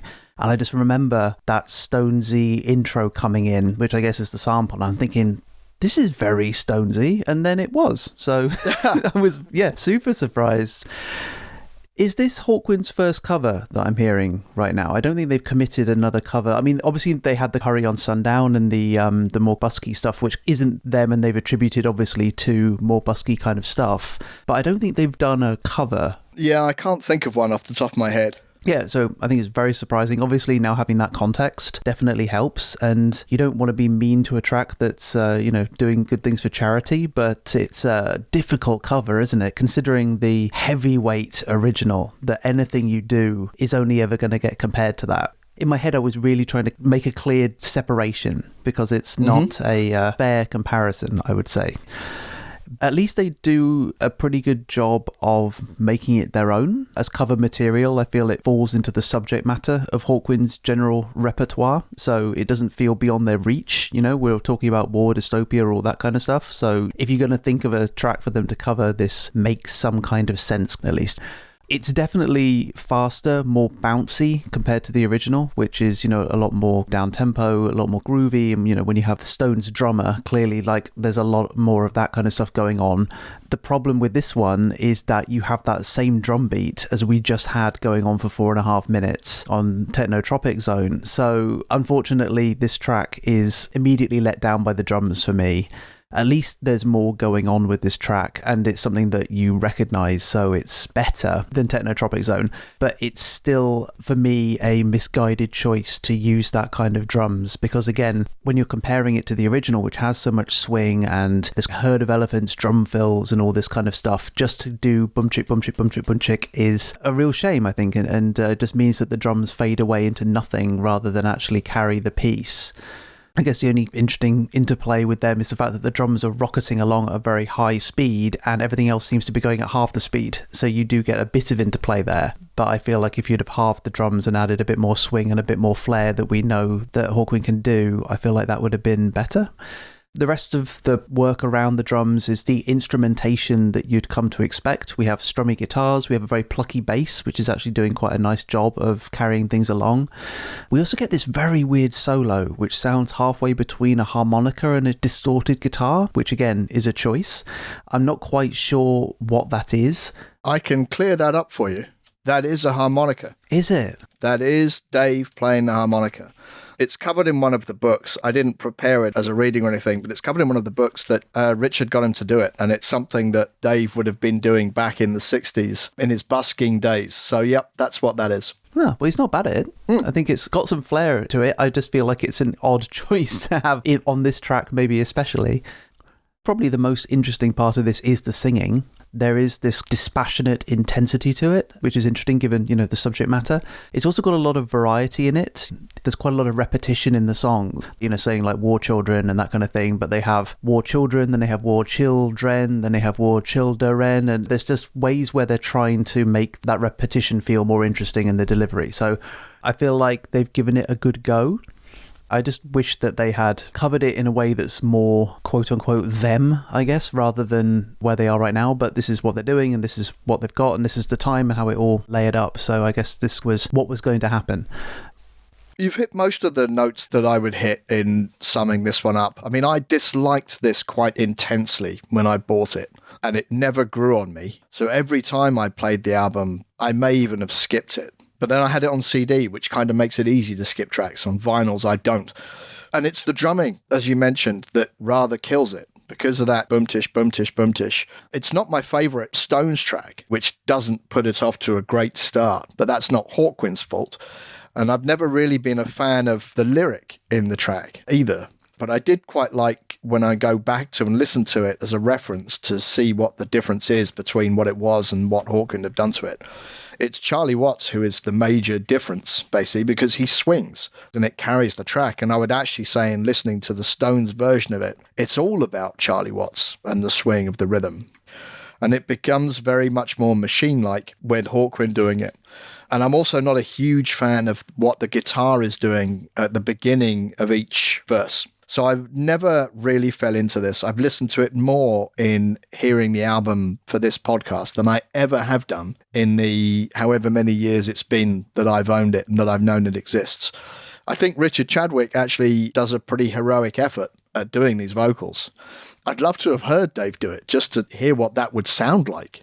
But Richard does a pretty good job. And actually the version that does have Samantha Fox on it, she does a pretty good job too. But I kind of wish it wasn't on the album. As a single, as a charity single, I'm happy I bought it and supported it. But I wish they hadn't put it on the album. They could just have made one of the other tracks 5 minutes longer. That was my last note, actually, was I was wondering why the choice to put it on the album, because I know that when we talked about Wings on Space Bandits, actually having it on the album gave some money to charity. But I did look at the back cover of the album and it doesn't seem to say anywhere, by the way, money's going to charity. So I don't know whether or not they were looking to, like you said, fill the runtime or they wanted to commit it. But it does feel like potentially it could have been cut from the album because, again, it's quite different. And I guess it's quite low down in the runtime. It's not the last one, but it's down there. Yeah, I mean, maybe they felt sorry for the Stones and felt that they should donate them some additional royalties so they could buy some more swimming pools. To be honest, as you say, where it is on the album and the sequencing generally, it starts to feel like filler because we are in the CD era, we are in the 60-minute, 70-minute album era, and you just wonder about that. Although they had enough material that, of course, there was another album they dropped not too long after that continued the kind of electronic techno-ambient trend. So perhaps it's not filler. Perhaps it was a very deliberate choice that they wanted it to be on the album and this is where it would be. I would have preferred it if it was last on the album. It's truly bizarre to me that it's second to last. And we then go into the next track, which we're about to speak about, which to me, that concludes It Is the Business of the Future to Be Dangerous. And then Gimme Shelter could be kind of whacked on the end as a bit of an encore. But putting it there and then going back in to another ambient track like Avante is truly weird as a listening experience. I've found it jarring every time it happened. I was wondering about that as well, because in 93 we have CDs and they've been around for a little while, but I don't know whether or not the arrangement standards for CDs have been established yet, because I know that a lot of CDs I had when I was a kid would, for example, sometimes have the album and then there'd be one or two tracks which might be an instrumental or a remix or something else that they wanted to add, that kind of thing. It would be at the end and it would almost be in your brain. You could say, right, that's the album and then this is some extra stuff. Yeah. And I don't know whether or not that's exactly established yet in 93. Yeah, I think so. But that does lead us quite nicely to Avante, the final track of the album. And we are back, as I said, in ambient mode. Avante sounds like Hawkwind's Starbucks order or something. I'm not quite sure. Although Avante, it means kind of let's go, doesn't it? Does it? I don't know. I thought it did. I should have looked it up. but I didn't. Avante, onwards, a Portuguese phrase by the very cursory looking up. I thought that was funny that that's the last track. It's kind of, let's go, and then stop. To the pub. Exactly. I think this track, it's got some new atmospherics to it with this metallic rain sound and what sounds like a flute or something in there as well. So they're still throwing in new ideas into the last track. There are some really luscious pads in this again. It really feels like Hawkwind are nailing pads right now. And this has some nice drumming in the middle of it, which is so nice after the two previous tracks have felt, mind-numbingly drummy in that kind of way. And I think the whole thing knits itself quite nice together in this sort of audio tapestry, generally. I think it's got a nice vibe to it. I don't think it's bringing things to a huge crescendo for the end, but it's got a nice exploration of themes that we've had throughout. The only thing that really bugs me about it is that around 2.5 minutes in, you've got this clanking kind of mechanical sound that's been going through the track. And for a second, it just cuts out. And every time it does that, I assume my wireless headphones are crapped out or something. But I've listened to it on wired headphones and speakers. So that thing is definitely baked into the track. And I don't know why it does it, because it's immensely jarring to suddenly feel like, oh, I've been pulled out. I also wonder how they made that sound. It does sound cool, like this strange lumbering machine hard at work. I like it for that. It does its thing for a minute. I can vibe with it while it's going, and at the end we're left with this quite noisy, grainy swirl that fills the audio spectrum quite nicely, and then we fade out into a delay line and the album's over. We have Avantade to the end. We have. Yeah, I'm with you. I quite enjoy this. It's not one that I would ever put on a best of playlist, but as the outro to the album, it does a pretty good job. It's a little bit filler, I guess, but again, the sounds are quite nice, and I like the textures. To your point, the drumming is really nice, and I do welcome that when it comes in. It just kind of shows what Richard can do when he's adding a few more flourishes and being quite imaginative. I do like the sound of that, and it's nice to not be back in the world of that metronomic thing that we were doing before. So this as a closer to the album is quite nice. I still think it would have been nicer if this had followed Technotropic Zone Exists, and then Gimme Shelter had been after it as something you could choose to listen to or not.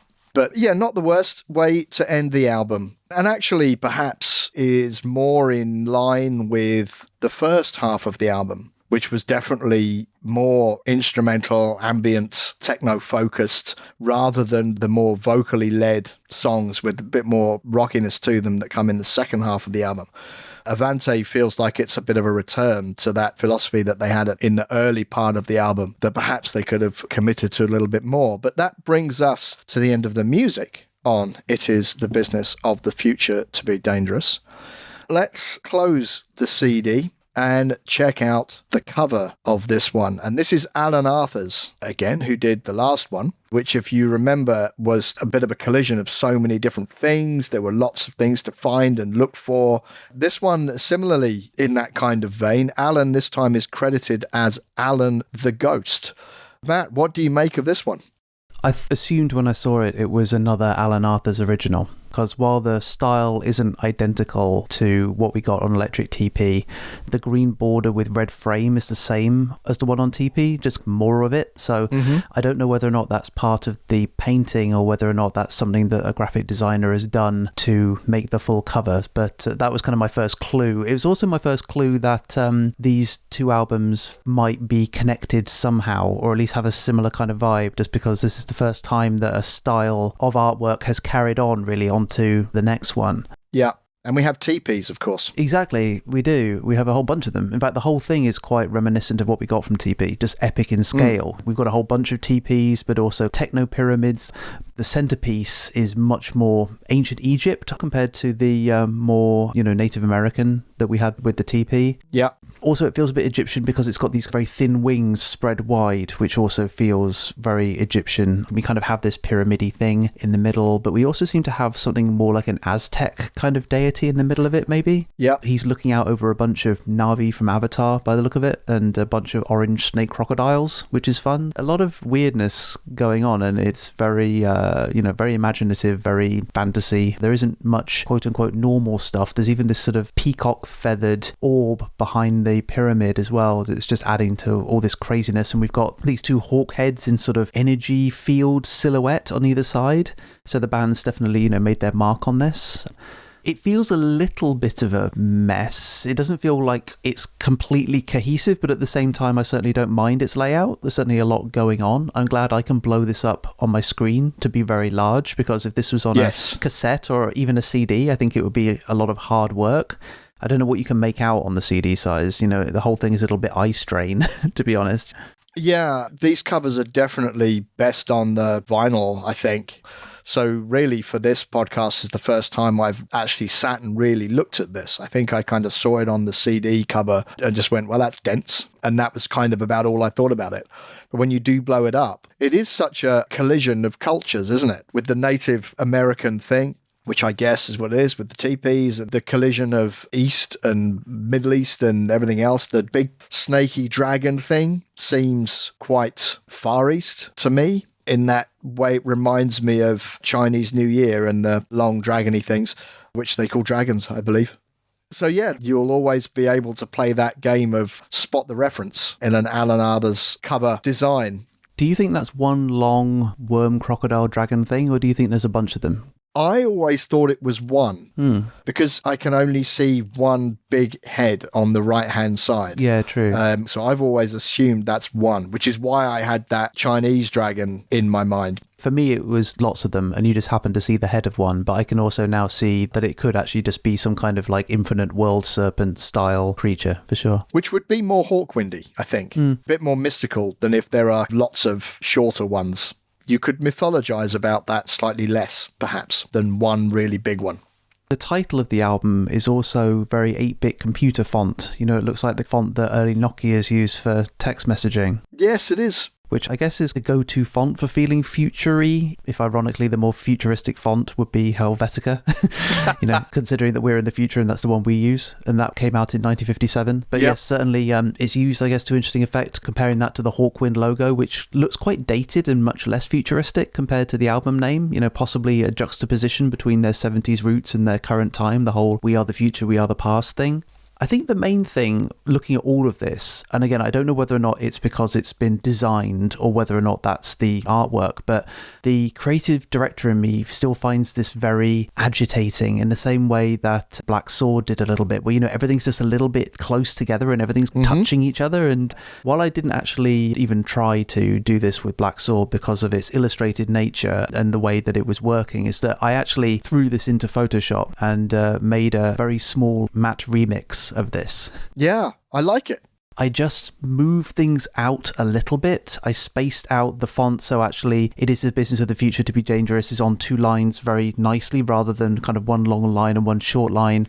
I made the green less big so you can see a bit more of the work, but also I just let everything breathe a little bit more. Like the fact that the wings almost touch the red inner frame always bothers me, so I've just gave everything a little bit more room, and for me it improves it a lot. Yeah, it's less dense in your remix version of it, and I do think that calms it down. I think it's good to have more space. More space is always good. Space is there, as they say. Now, when you open it up, which I imagine would look really good on the gatefold of what I assume would be a double vinyl, you have a lot of photos here taken by John Chase, and they are rather nice. I like these. I like the big Hawkwind logo on the top right, covering up the images of the band lost in the lights and all this kind of stuff. Yeah, I think it's capturing the band in a very authentic way. Certainly, they're no less weird as people. Looking at this, you know, you have one of them feels like they're still keeping the Starfighters vibe alive. You've got Dave with a very complicated looking piece of musical equipment that immediately makes me want to play with it. All buttons and dials and twisty things, which looks like fun. Yep. And then the last member of the band looks like they've gone full Na'vi themselves with lots of body paint and long hair and stuff. So clearly, if you think that Hawkwind are a bunch of weirdos, this certainly wouldn't do anything to change your opinion on that. But, you know, they're still leaning into it after all this time, which is cool. It's a very dynamic picture on the top left with all the lights and everything. That looks like that would have been a very cool gig. Yes. And then you've got this Hawkwind double bird motif taking up a lot of it as well. That looks very cool in the similar, if not the same font as the front cover. So clearly this is like their space hawk motif that they've got going on. So yeah, I think this is cool. It's colourful. It's very them. It looks like they're still very comfortable in themselves, which is cool. The double-headed hawk logo into which the band name is set looks reminiscent of what they had from the 1980s, from kind of Sonic Attack era. I haven't compared it directly, I could be wrong, but it just gives me those kind of vibes that it's not entirely a new creation, it's something that's been brought back and used in this way. The hawk heads themselves look almost skeletal. Yes, they do. There's that kind of blood drop between their heads in the negative space that they've decided to leave red. So I don't know if that was supposed to mean something or whether or not that's just how it kind of worked out. It's used again on the back cover, and there isn't an awful lot to add about the back cover, is there? Because really it's just the track listing. On the CD that I had, it was just the green with the track listing and the album title and that logo. There wasn't anything else. The back has actually always felt like almost an alternative version of what the front cover could have been, but in this case, it's very much the back cover. Yeah, I did find two versions of the back cover. One of them was this green one, which you mentioned, and the other one, I think it's a re-release, because actually now I look at this, the serial number on the green one is CD 196, and then the other one is CD 740. So clearly this is different. But I quite like the back cover of the re-release. With the Starfield. Yeah, it just feels more in keeping with that big logo. Yeah, agreed. It just feels more like some thought has been put into it in terms of this big emblem in the stars, and the stars in the hawk and the stars outside have that nice flow to it. The track listings are the track listings without all the production credits and that kind of stuff, which I don't mind, because for me it just means that it's Hawkwind. I never got why people in bands wanted to say they specifically did things, because for me they're a band. I mean, maybe if you're Hawkwind and you have so much rotation, it's nice to know what you actually did. But in general, you know, I like it when it's just Hawkwind did this, not, oh, Dave wrote that one and Chadwick wrote that one and that kind of thing. But that's just me personally. Yeah, fair play. Well, that is the album and the artwork, the total package. It is time for us to talk about our conclusions to this album. As I said before at the beginning, this feels more like what I was expecting Electric Teepee to sound like, as in three people giving this a good go, potentially not sounding as epic as they had done because of a lack of people. But Electric Teepee proved that I was completely wrong there, and they were able to make some really great stuff, you know, some of the best stuff that I've heard on this podcast, I would say. And then this one, unfortunately, goes back to my previous assumption that it wasn't going to be as epic. And unfortunately, I do feel this album has been a bit of a letdown on the journey that we've had so far.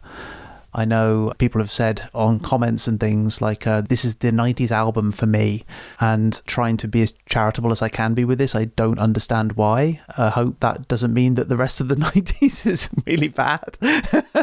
But, you know, I feel like this, unfortunately, hasn't had many things that has leapt out and been able to endear themselves to me in the same way that other Hawkwind stuff have. You know, like I said, that I was struggling with this for a long time. I feel like I'm better with it now than I ever have been. But there isn't really anything on here that, even looking back, there's going to be that one real highlight for me. There's a couple of things that are okay, but no, I think this album, unfortunately, has been one of the low ones for me. I don't want to be unnecessarily mean to it, but, you know, it is the business of our podcast to be honest.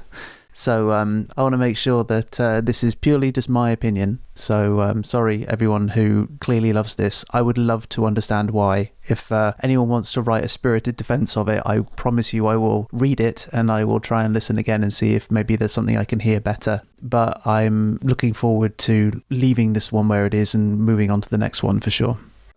I've never done this before, but I'm actually going to put somebody else's conclusion into this mix. Because when I was reading about this era in the books that we use, I was definitely found myself in line with the opinion of Ian in his book. I won't read out the whole thing, but he gets to a point in his summation of this album where he says, "In the days where expressions such as missed opportunity are bandied around internet forums without due thought, this one does seem a genuine missed opportunity, as the three musicians balanced themselves on the brink of doing something totally radical, but pulled each other back from the edge.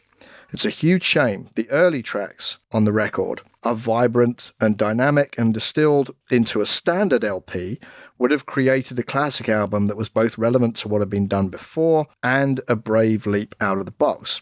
But it's again the curse of the expanded runtime that affected the trio's previous offering, with things such as Letting in the Past, a cover of Gimme Shelter, for example, requiring somewhere different in the Hawkwind canon, rather than being lodged out of place and out of context on what could have been a terrific instrumental suite. Now, I don't necessarily agree with all of the positives about the early tracks there in Ian's summation, but there is the idea that there was a drive to do this instrumental electronic album that they then pulled themselves away from and felt the need to put these rockier vocal-led tracks on. And it dilutes the entire concept. And even though I probably still wouldn't have thought it was a great album, the complete instrumental version of this, where basically Avante happens about 20 minutes earlier than it actually does, and just is the end of the record with all of those instrumental ones, would, I think, make for a more coherent release and something you could buy into at, say, probably 40, 45 minutes. I'm kind of happy that we've done this. Without us doing Hawkbinge, this album probably would have come out every few years and then gone straight back again, and I never would have given it the time to actually dive into it and really listen to it. Now I've done that, I can tie a bow on that and put it back and not do that in the future, basically, and feel that I've given it a chance and explored it, but reached that conclusion. Very fair. Where do you think this fell in the top 40 albums as chosen by people inhabiting the Hawkwind Fans Worldwide Facebook group, which Elbic Newby used for his book of broadly that name? Well, I'll tell you, it came in at number 22, net 17. So there are 5 live or compilation albums in the middle of all of that.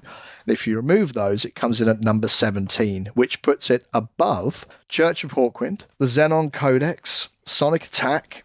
It's higher up than I would have thought it would be, Matt. Yeah, very. But I guess, as we said, people have been more actively vocal about this album. You know, whenever we say, hey, we're about to dive into the recording studio, or we're listening to this one now, we've got quite a few people saying that this was their album of the 90s for Hawkwind. So while I am surprised, I'm not surprised. Do you know what I mean? Yeah, I mean, it's interesting when we see those messages. I mean, I remember in the build-up to us releasing the pod for Electric TP, there was that message that said, I can't wait to hear what you think of Sadness Runs Deep, it's been with me my whole life kind of thing. And we both winced slightly because we knew what was coming. And then, you know, this one, we had that message, really interested to see what you think of this. It's a great album, etc. At least nobody went, can't wait to hear what you guys think of Gimme Shelter. It was my wedding song and been with me my whole life and inspired me and my children. But we've done what we can. Matt, before we get to playlist picks, a couple of things. Firstly, I want to reiterate Hawkbinge merch. Just realised that I didn't tell you how that works. So these t-shirts have been put together by SkullPrint. So we supplied the designs. SkullPrint do everything else, because if you needed us to do something else, clearly it would never happen. Expect delivery within 3 to 4 months. Exactly that. So given that, when you buy the t-shirts, about 2/3 of the price goes to SkullPrint, because they actually buy the t-shirts themselves. They do the printing, they do the packaging, they do the posting, they do all the work. And the remaining third would come to Matt and I, so that in due course we would be able to buy our Ferraris and our super yacht. But as we said before, on Hawkbinge, we reject these trappings living as we do in the astral plane that is the Hawkwind discography. So we give all of these galactic credits to the bees so that they can buy their Ferraris and their super yacht. So in the future, if you are overtaken on the motorway by a Ferrari driven by a swarm of bees, you know that was Hawkbinge. But also, if you bought a shirt, that will also be partly your fault as well. Also worth pointing out that Hawkwind themselves have a new website, which I saw this morning. It is a big improvement. Well done. And that always reminds me just to quick shout out, given that it was his birthday the other day, which will be meaningless given that he won't hear this until about 3 weeks' time, when his birthday will be in the distant past, that Joe Banks' Days of the Underground website is also a fantastic place to go for Hawkwind history. So there you go. That's a late roundup of bits and pieces. We get to that point Now, Matt, I've given you some extra breathing space to think about this, because it's probably not an easy one. What is your pick for the Hawkbinge Master Playlist? It's going to be Wave Upon Wave. I feel like haven't had in the playlist a good example of Hawkwind ambience, really. If you look at the last things that we put in from Needlegun, Master of the Universe, War of Survive, Mask of Mourning, they've been very rocky. Good rocky for sure. Mm-hmm. But I think it's nice to catalogue that Hawkwind have definitely widened their musical spectrum. And I think this is just a really good example of it. Like we said, when we did track by track, it's got that Blue Shift vibe to it. Blue Shift clearly did not make the master playlist, but this has that wonderful feeling of depth and flow to it that I really like. I think it's very nicely constructed. I love those little glittery bits that they've been able to put in. It feels very human. It feels very underwatery and immersive. So it's another great ambient piece from Hawkwind and definitely worth logging. Excellent. And as we are compiling Volume 6, isn't it? We are working on Volume 6 right now, yep. We're working on Volume 6. So what will join Wave Upon Wave in Volume 6 of the Hawkbinge Sessions playlists? It's going to be Let Barking Dogs Lie, which was a definite master playlist contender if it wasn't for what I said about the fact that this is still quite in that rocky area, which I'd love to just dip out for a second. Plus also for me, this is a really good 6.5 minute track, not a really good 9-minute track. But still, I think it's a great one for the sessions because it still has a nice energy. It's got some dirt, a bit of fuzz, a bit of desert. And it's the band letting loose and feeling confident, which sets it apart from some of the other tracks for sure. Very good. And I think we have another episode or so to go before we release Volume 6. That's about right, isn't it? Correct. Right now, there's 6 tracks in it, which means that, there's going to be probably... another 2. Yeah. Maybe 3. Who knows? Who knows? We shall see. We shall see. Excellent. Well, a good discussion, Matt, about an album that I thought was going to be tricky, but actually yielded more interesting talking points than I thought, which is great. Mm-hmm. And hopefully everyone out there listening also got something out of this, even if it might be your favorite album and now you hate us. On to the next album, and I will leave you with this and 10 billion galactic credits to anyone who is able to tell me where this comes from. The white zone is for loading and unloading only. If you've got to load or if you've got to unload, use the white zone. You'll love it. It's a way of life.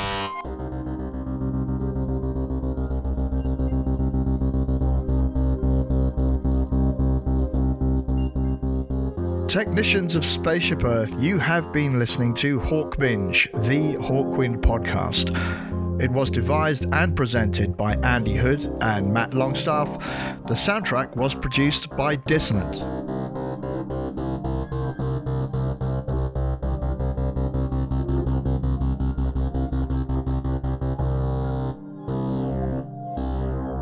To contact the show, drop us a message on Facebook, Instagram, or X, the artist formerly known as Twitter, by searching @Hawkbinge, or send an email to podcast@hawkbinge.space.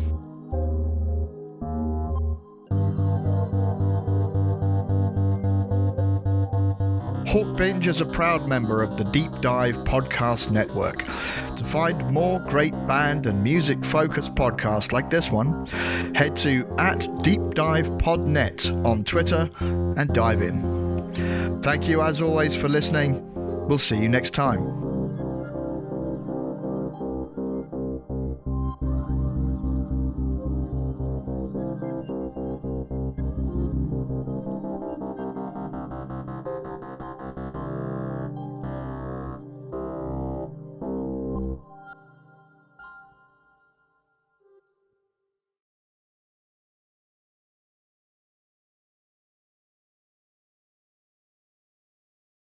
We get into the DeLorean and go back into 1993, but on the way there... Andy, sorry, we haven't... Oh, go on. We haven't done the turntable picks. No, I was just about to do that. Oh, I'm sorry. I cut you off. I'm a horrible co-host. I will resign immediately.